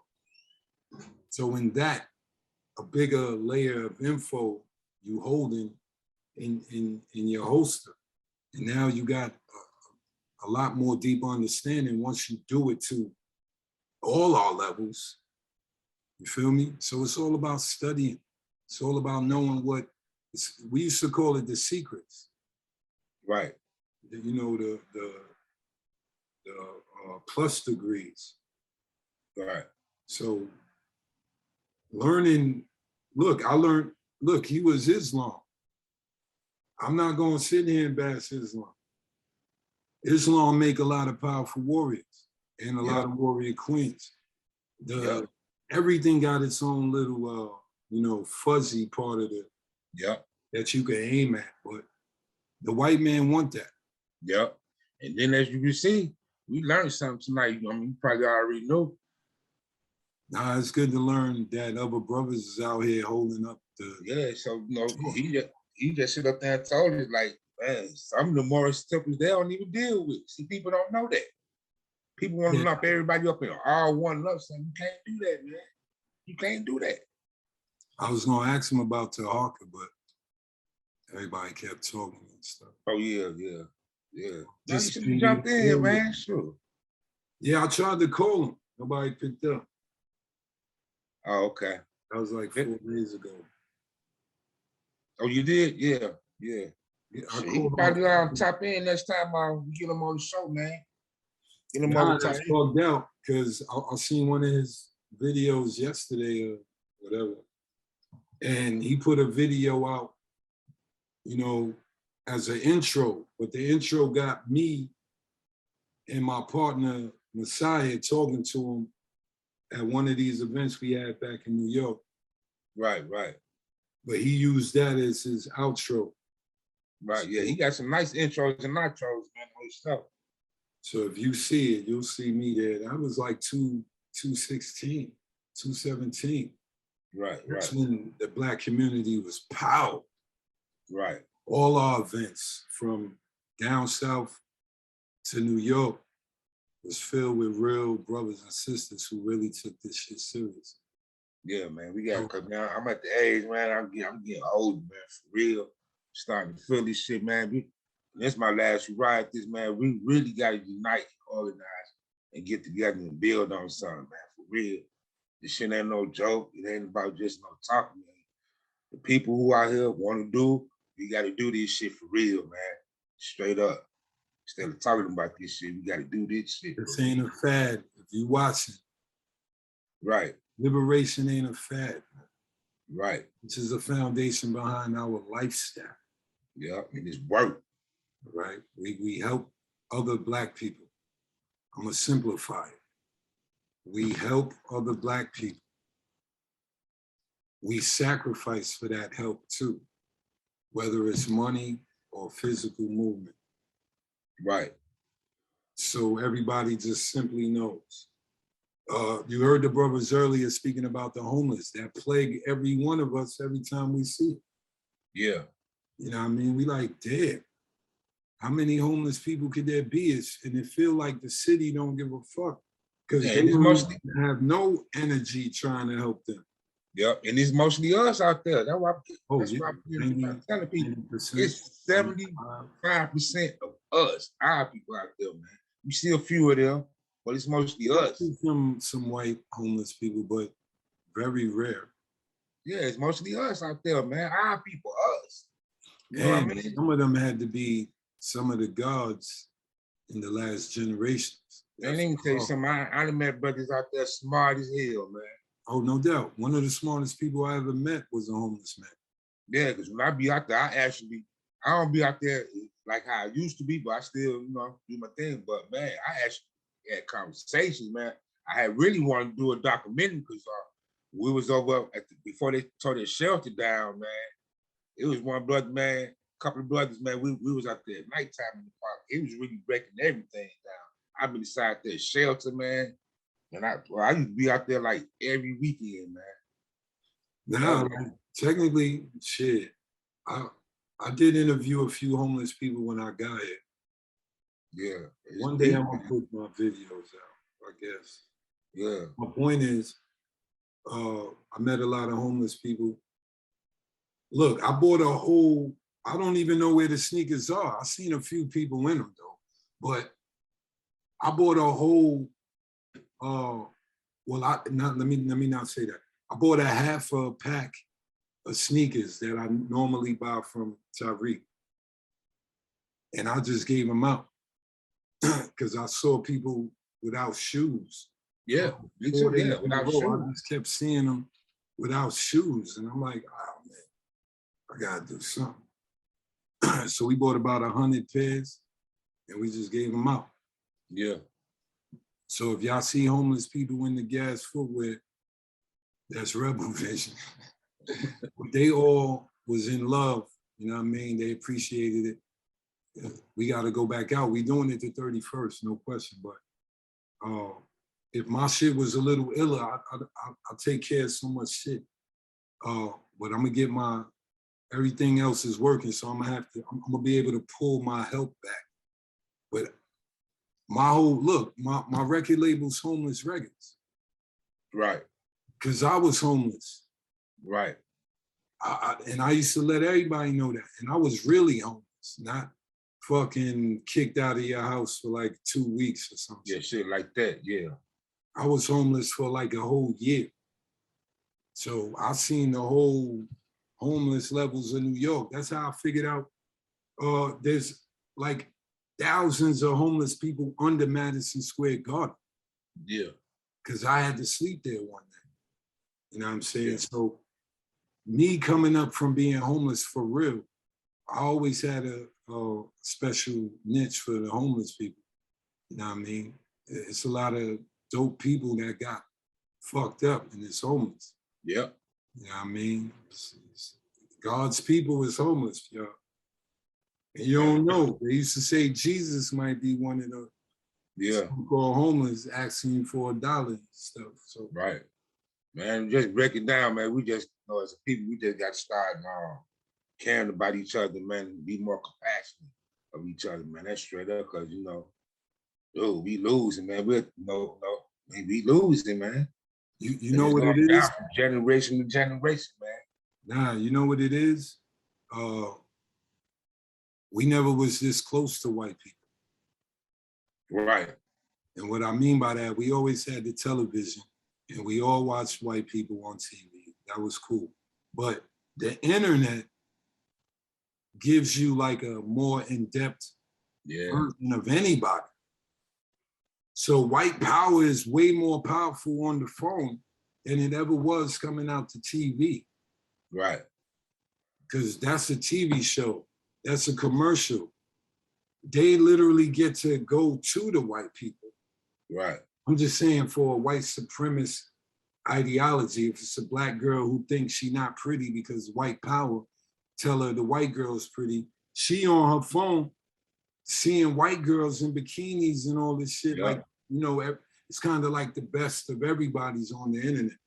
Yeah. Then that white lady more prettier than her is hitting her more than like in 1982 when a black girl felt that, but just saw a commercial or something, a quick little Revlon commercial. Now you can see the girl working out. Now you can see her house. Now you can see her car. Now you can see her, I guess her boyfriend, I don't know, or where she worked. And now it hit even harder to that lie that you're under that, or you're looking at something better than you, something that you can't clash with or battle. You feel me? So it's a more deeper link. Remember, we was talking about how couples can't stay together because the guys is looking at naked chicks all damn day on Instagram, and the girls is doing the same thing in reverse. Yeah. They get to see the dudes, they with their abs. I don't know what they be watching. I just know it's mad poison. Right. Yeah. To your psyche, you're not even supposed to know half of this shit. If you don't know them, you shouldn't even be able to see them. Right. They broke the code of thought. Let me just say this before we go. The internet is not natural. Even if Ian Kiwardo made the internet, it's not natural. The flip screen, the pixels, that's why everybody getting bags. Because y'all fucking internet getting what they say you get, what's the disease? Like back in the day when they say you at the computer desk too long. Yeah, I know what you're talking about, but shit, I forgot the terminology. I know what you're talking about, though. A lot of people in business got this all through the years. And there's even something now that businesses rate the hours you at the screen. So carpal tunnel syndrome. Oh, that's what it's called? Yeah, carpal tunnel. And that's from being in front of a screen, an unnatural vibration. So we don't realize we're in front of that unnatural vibration. I'm telling y'all, look it up. But even if me and Kim Wardo made the internet, I would tell you this. It's unnatural. Right. It blocks your neurons from traveling. Look up, don't sleep next to your phone. Look what your phone does to you when you go to sleep. Oh, yeah? Yeah. I'm gonna Google that. It interrupts your sleep. It doesn't allow you to sleep comfortably. And a lot of people is comfortable with that uncomfortable sleep. Right. But if you look it up, it might link to anybody who might not have realized that. Well, shoot, I'm gonna tell you even worse with that. Now check this out, kids growing up with this technology. So guess what? This is all they know. They growing up with this. You know what I mean? We didn't grow up with this. That shouldn't be all they know though. But I'm going back to the fact that you said this is not normal, right? Yeah. So we know before the internet, before all this. Just imagine as a kid, even kids, when you see little kids playing games and looking at the little YouTube, they know how to work all this stuff from 2 to 18. So they growing up with this technology as well. And that's our fault. Because that go back to white supremacy, peep game. Back when the phone first started, right? Blacks used to be like, take the phone away from them. You know, you're not supposed to have the phone. Yeah. Then the silent, you can't beat your kid. You can't control your woman. You can't, all that silent white power shit hit them. And they like, oh, here, take the phone. Their kid want to do something and they like, here. No kids around me can't even look at a phone. I don't allow, look, man, real black power is getting in the way of white power. It's not killing white people. It's turning the TV off. It's not allowing the status quo to come to you. No one ever came to me and said, yo, Rebel, you have to let your son hold the phone. Is that like some rule God made or something? You think my son is behind your son that has the phone? My son would dazzle your son because my son could talk. Right. Your son is, this is metaphor, but your son is in the fucking phone all day and my son is reading books, talking to me. Right. So let your son and my son play. I bet you my son dominates your son. Right. Because he's smarter than your son. You're dumbing your son down by giving him fake video games and nothing that's channeling his brain. So we're all allowing that. Yeah. So I think people should go back to like 1999 and 2003 and take the fucking phone and know that it's damaging the kids. Right. And that wasn't even the phones they got now. We was talking about the fucking flip phone. Don't let them fucking text or something. Yep. You know what I'm saying? So, you know, you gave like a baby the phone, not a baby, but like a 1-2-year-old, so they could just play with it. They don't know what they're doing. It's just something in their hand. Now, what you're saying is you can see a 2-year-old, 3-year-old, he's sitting there next to their parents and you see them kind of like using this shit. Yeah. So it's an unnatural thing. This is why nobody's in the park. You pass every park, no one's ever in the park. Nobody's outside. There's no jump rope. There's no football in the streets. There's no baseball in the streets. There's no basketball. How are we gonna keep going into the NBA if no one's playing basketball? Right. I'm just saying, you can't go to the NBA playing 2K. Right. Right. It's not gonna work. You're not gonna be good enough. So now we gotta interrupt this world again. We the last ones left. I'm talking about anyone from the era. Y'all the last ones left with knowledge enough to break the code. Right. You know what was. Right. So you can't listen to a little kid tell you, yo, you old, or that's your generation. No, I'm still fucking on earth. So this is still my generation. We don't listen to the white man change the fucking paradigm. They told you 5G was good. Come get the phone. Don't worry. Just bring any phone in and we'll give you the 5G phone. Yeah. Because they want you to have it. Yeah. So why are you taking gifts from the devil? So black power really ain't black power when you ain't fucking banging on the damn cracker shit. So I don't know how all these niggas, I'm not even naming niggas, but a lot of niggas be mixing up fucking cracker shit with this fucking fake black shit. Yep. All on them when they talk. So my point is, whoever's listening, this is Black Power before we get out of here. No more movies. You see the movie theater? The movies come on, look. Fucking Spider-Man 8, X-Men, all this stupid shit, right? We can't go no more. Right. You see the food we drink? Oh, does that have melamine in it? Does that have bisphenol A? Try to find the fucking food that they killing niggas with and don't eat it ever again. Because now you read the ingredients. And even though you like fucking, I don't know, chocolate cake with the frosting on it, it got the fucking poison in it. So right there, Black Power say, yo, I can't eat Oreos no more, son. It's killing the brain cells, big. That shit got swine in it, man. And 5% has taught us there's pork and jello. So that's swine in it. People don't know that though. But that's Black Power when you know it and then stop. Right, right. No, real fucking Black Power. I want everyone to know we don't fuck with the world y'all see. We don't. We don't mix business with pleasure. The white man's the damn devil. Period. All right? Period. So his toys dumb you down.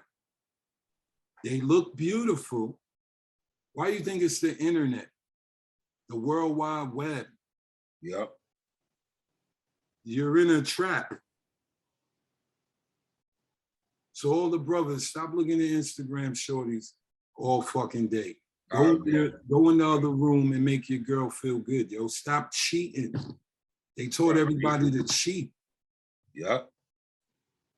And that's why I was trying to say that the most rookiest Black Power people are talking. Yep, and people listening. So if you're not awake, you see what I would call somebody sleep talking about Black Power. Yeah. Because the internet gave everybody a platform, right? You think the white man ain't noticed? That y'all was gonna confuse the crowd with who should be on stage talking? It's just like these open mics. Y'all be throwing them. I've been to like 10 of them. I'm from New York. 90% of all the artists on stage shouldn't even be on stage, no disrespect. But I'm an artist myself. You didn't even train yourself to the level to, so when you get on stage, it's power. Right. You don't respect the craft enough to say, yeah, I rap or I sing, but I ain't as good as I know I should be. So I'm gonna get on stage and give y'all my low level link. Right. It's like no one respects the levels. So now I'm in the event and I'm watching people perform that in the past, somebody would have told them to practice more before you go up there. Right. Just sharpen your tutor before you get up there.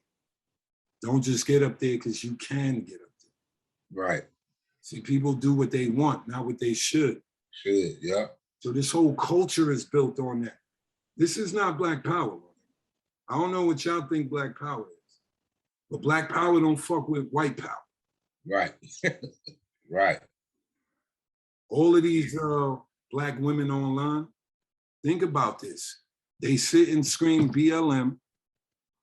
You know, it'll look like they Black. Yeah, yeah. But that's Cosby Black. Yep. That's not, I'm not gonna induce myself with white theory Black. Right. You can't watch Office no more, my niggas. Although Office was funny, I never watched the shit, but my point is I know it existed. Although it was funny to you, if you wake up, you can't laugh at white comedy no more. You must go to Red Fox. You gotta go to Chappelle. Right. You gotta go to Cat. That's Black Power. How do you scream Black Power and then, you know, in your house, if I had a videotape in your house, I could find you enjoying white people. Yeah. You right about that. So I'm not saying don't watch no movies. I just watched the movie the other day. Yeah, all white people in it. I'm not saying that. I watched the movie for another reason, though. I wanted to see something in it. But my point is, I watch old 40s mystery movies. I liked it back in the day because it was kind of made correctly, where the mystery, you got to figure it out. Yeah, yeah. Everything in the past was A level, my people. You're going to have to use your brain. You can't listen to real hip hop without using your brain. Right. Well, used to. Well, no, you said real hip hop. Yeah. Because Kenwado flipping. Although he rhyming fast, he's saying something. Saying something, yeah. So now I gotta break down what he's actually saying, so I can get what the whole message is. So it takes a little bit of intelligence to break shit down. So you don't just listen to music. White people used to do that. They used to be, they can't dance, right? Yeah. So they used to say, yo, I don't know what they saying, but it sound good. Right. Nah, man. We grew up listening to Rakim, man. You had to be riding that cassette tape. That boy was so cold. It's a little hot, like Biggie said, man. Then he try and tape up to add that one little error in the. Oh yeah. You know what I mean? But that's what the kids are missing too. That ingenuity. It's kind of like they get it. So you just turn on the internet and it's there already. Yeah. So they don't really understand they have to create a zone for it to be respectable. Right. Not ride off of somebody else's wave. Right. That's a dick rider. Yep. So we ain't raised dick riders back in the day. Now everybody rep being a dick rider. So yep, times change. One more thing before we go. This is the third one before we go though. One of the realest problems we have is we don't control the women. Yeah, that's we're letting them all. The sisters got the money now. How did they get the money? White man gave them the power to get the money. Okay, let's break that down. They all went to school and the white man stopped hiring us, making sure we drop out. But Styles P said that on that Black song. Excuse me, mister, you seem to be scared of me, but you ain't scared of my sister. Right. Okay, because they know they not the threat. We can invade any country and take all the women and put them somewhere. Right. So the white man knows the black woman can't threaten him. Right. And now she fell for his link. Remember, they all feminists now. They all looking down at niggas who they claim to make more money than. Yeah. If they only knew the white man gave you my paycheck. Well, we don't have problems like that over here. Real black shit over here. But my point is, I don't represent one pattern. I represent all of us, the majority rules. If it's if it's 2 out of the 3, then it's what's happening to the 2, not the 1. So we are losing. The white man don't fuck with black males. He fuck with black females. And now they running around thinking like men. Yeah. And sleep with the motherfuckers. So I'm like, wow. And I saw this some years back. It's real talk. You know how I figured this out? Because the men were falling off. Because I'm from the 90s, man. Late 80s, early 90s, man. Real black men. Once I started seeing niggas in New York kind of losing their manhood. They can't even build. They can't even be thorough. They girls beat it out of them. I don't know how else to explain this shit. But then you look at Sammy, Samuels, that dude's show. Yeah. Kevin Samuels down. How all the girls call in, and some of them, a lot of them, most of them, say shit like, yo, I can't find a man on my level. Yeah. I make $90,000 a year. 60,000, 70. Are you serious? How the fuck y'all let the white man divide us where our matrix elevation pattern dictions who we are in our black house? Yep, because this is all the matrix. That's all it is, a matrix. The black woman is supposed to come home and give her check to the black male she fucking and tell him to run the zone. Here, baby, there go the money. What dream you got? I'm following you. The white man not fooling me with giving me your paycheck. This is a white man's world. Right. All women are the only ones who does this. I'm talking about majority. Don't they? The white man gave her head of the household. Right. So most of our kids is in the house with a woman working like a man. Yeah. And a lot of our sons hate their moms. When you don't get a black girl, you hate your moms. Right. That's just bottom line. Nobody want to know what that shit really means. All these young niggas got mad white girls. Then the trick with the white man is levels. I need the DNA. Yep, they need it. Yep. Impregnate some of these white girls so we can get them cracker blacks.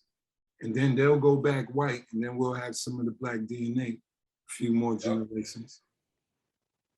This is all a trick.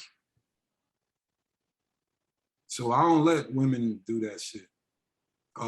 Play other men, you know, act too manly. I told you, the band Think Champs episode was because Shorty was a dyke. Yeah, I remember you talking about that. And she was a feminist. Yeah. Remember, I asked her about her relationship, asked her, I didn't know. And she said, I'm relationship shaming her. Then I did the math to that language. Straight, liberal, white woman feminism. And that's what they're taught at work. Who do you think they're around? Yeah. Damn white man. And so to me, they got the same mind as the white man. When he look at you, he say, nigga, you ain't shit. Yeah. Based on what you got, right? Based on what you have, yeah. So then these black women, you hear them admitting this shit. They say in the same exact line the white man said. White man saying, yeah. So the white man think he's slick, yo. He divided the barn. We used to be slaves in the barn, right? So picture master coming in the barn saying all the women to the left, men to the right. And then he giving the women, you know, food and clothing and letting them rock. Right. Some of them, a lot of them is gonna start thinking they not slaves no more, right? Right. And disrespecting the black slave that's in the barn. Because that's what they doing now. Y'all could call it all y'all want. Women power, black entrepreneur. Black girl magic. Black girl magic. That magic is black magic though. Yeah. But not black magic. Because you killing the little boys is all faggots. The little girls, a lot of them is either sluts or confused on how to be a girl. And the men look like little pussies because they can't tell you nothing. So you never let them be a man. So how the fuck you want black men to battle the men of the world when you don't let them be a man? Right. What practices being a man? Right. So we're gonna send the women to the meeting with white men. We're gonna send the women to the meeting with Indian men. Is that what we doing? I know. And that's what I'm trying to wake niggas up to, man. I've been banging that for over 20 years almost. I used to, it got so bad, niggas was in my crib and I was teaching niggas how to control a woman. But peep game, ladies, if you're listening, we're not talking about control, we're talking about leading. The word is control because the white man's world. You see, the man, the woman, the kids, right? So to simplify, who the fuck is supposed to run the house? We all know it's secretly the Black woman. But through the outside perception, who is supposed to look like he run the house? When you walk in a white man's house, he don't look like he run it. The Indian man house, you think the Arabs is playing with their women? Hell nah. Thank you. So why are we? This is the problem. Black men can't control a woman. Yeah, it's true. Or the Black woman at all. Because she out of control with the gifts from the damn white man. Yep. But you're supposed to be iller than that. How can her game override yours? Right. That's what I used to tell brothers. No, these were conscious brothers too. Right. If you conscious, how you can't kill her game? She's sitting there watching like some movie, right? It got holes in it, some sadomasochism. How you can't kill that?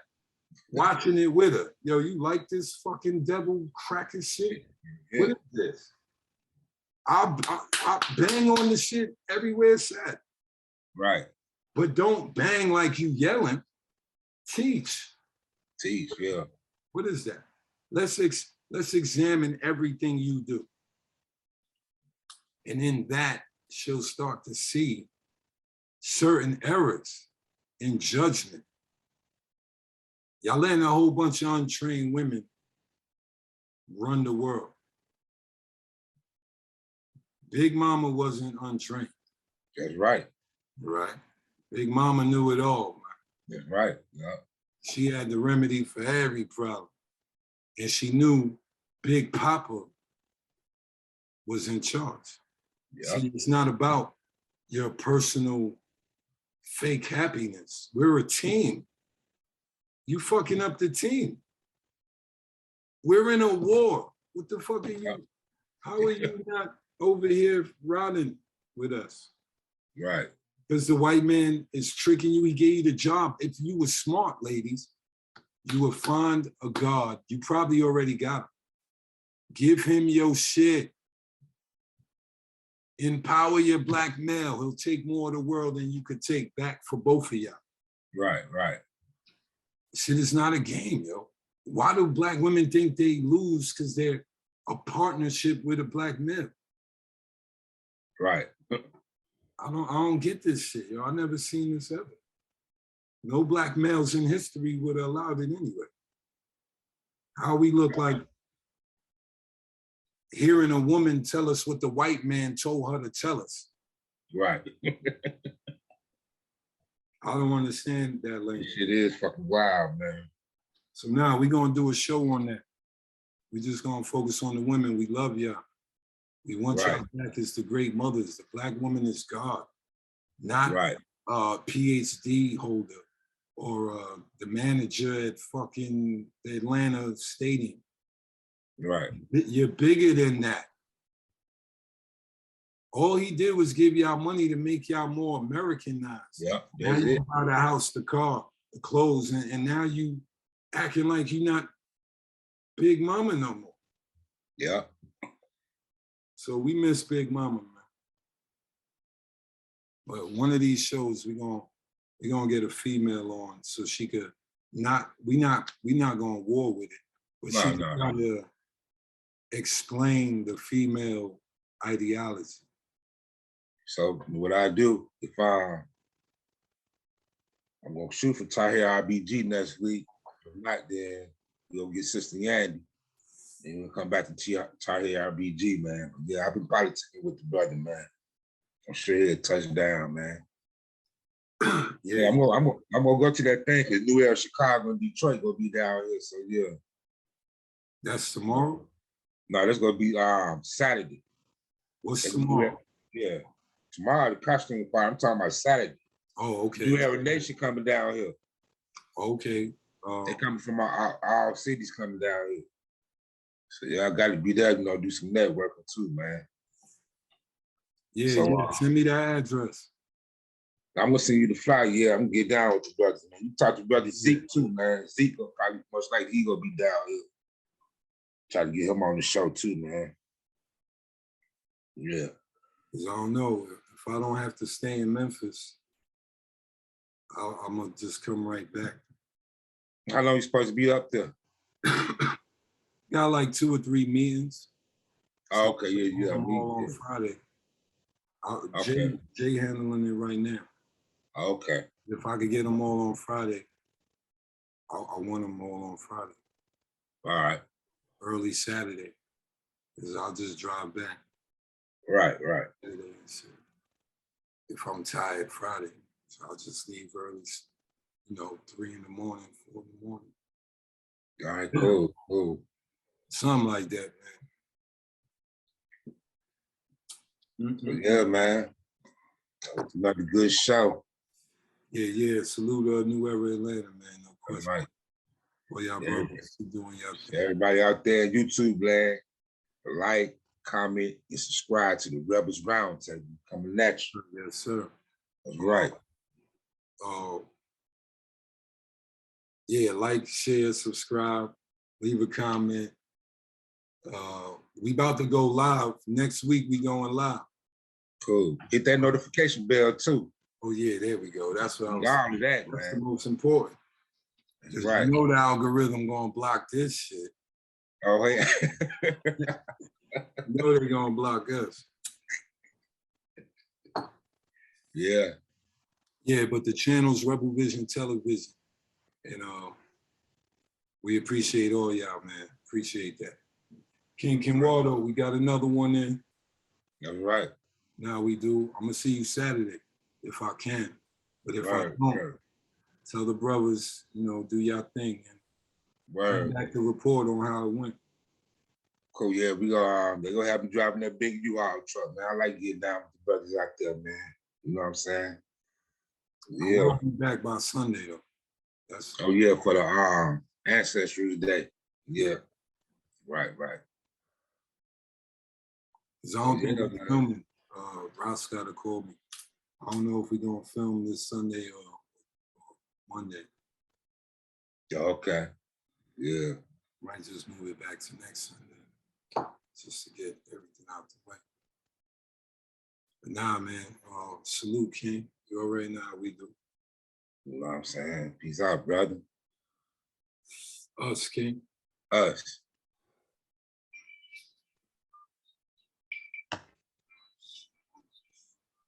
Well, that's AZ album. That's not mine.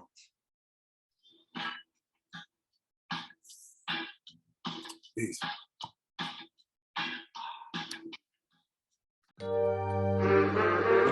Rebel with a cause. BK all day, baby. It's Rebel season. The real rebels are back. I got the mind of a king. Should really protect them. Everybody talking, but Rebel really the next. I got the mind of a king. Spread to never take this. Slavery, fake hip hop, you dead if you were racist. I got the mind of a king. You could never replace this. Blood from the mud, no love, so I'ma say I got the mind of a king. I know where I am from now. I'ma wake 'em up, you keep 'em sleep, it's up to me. I got the mind of a king.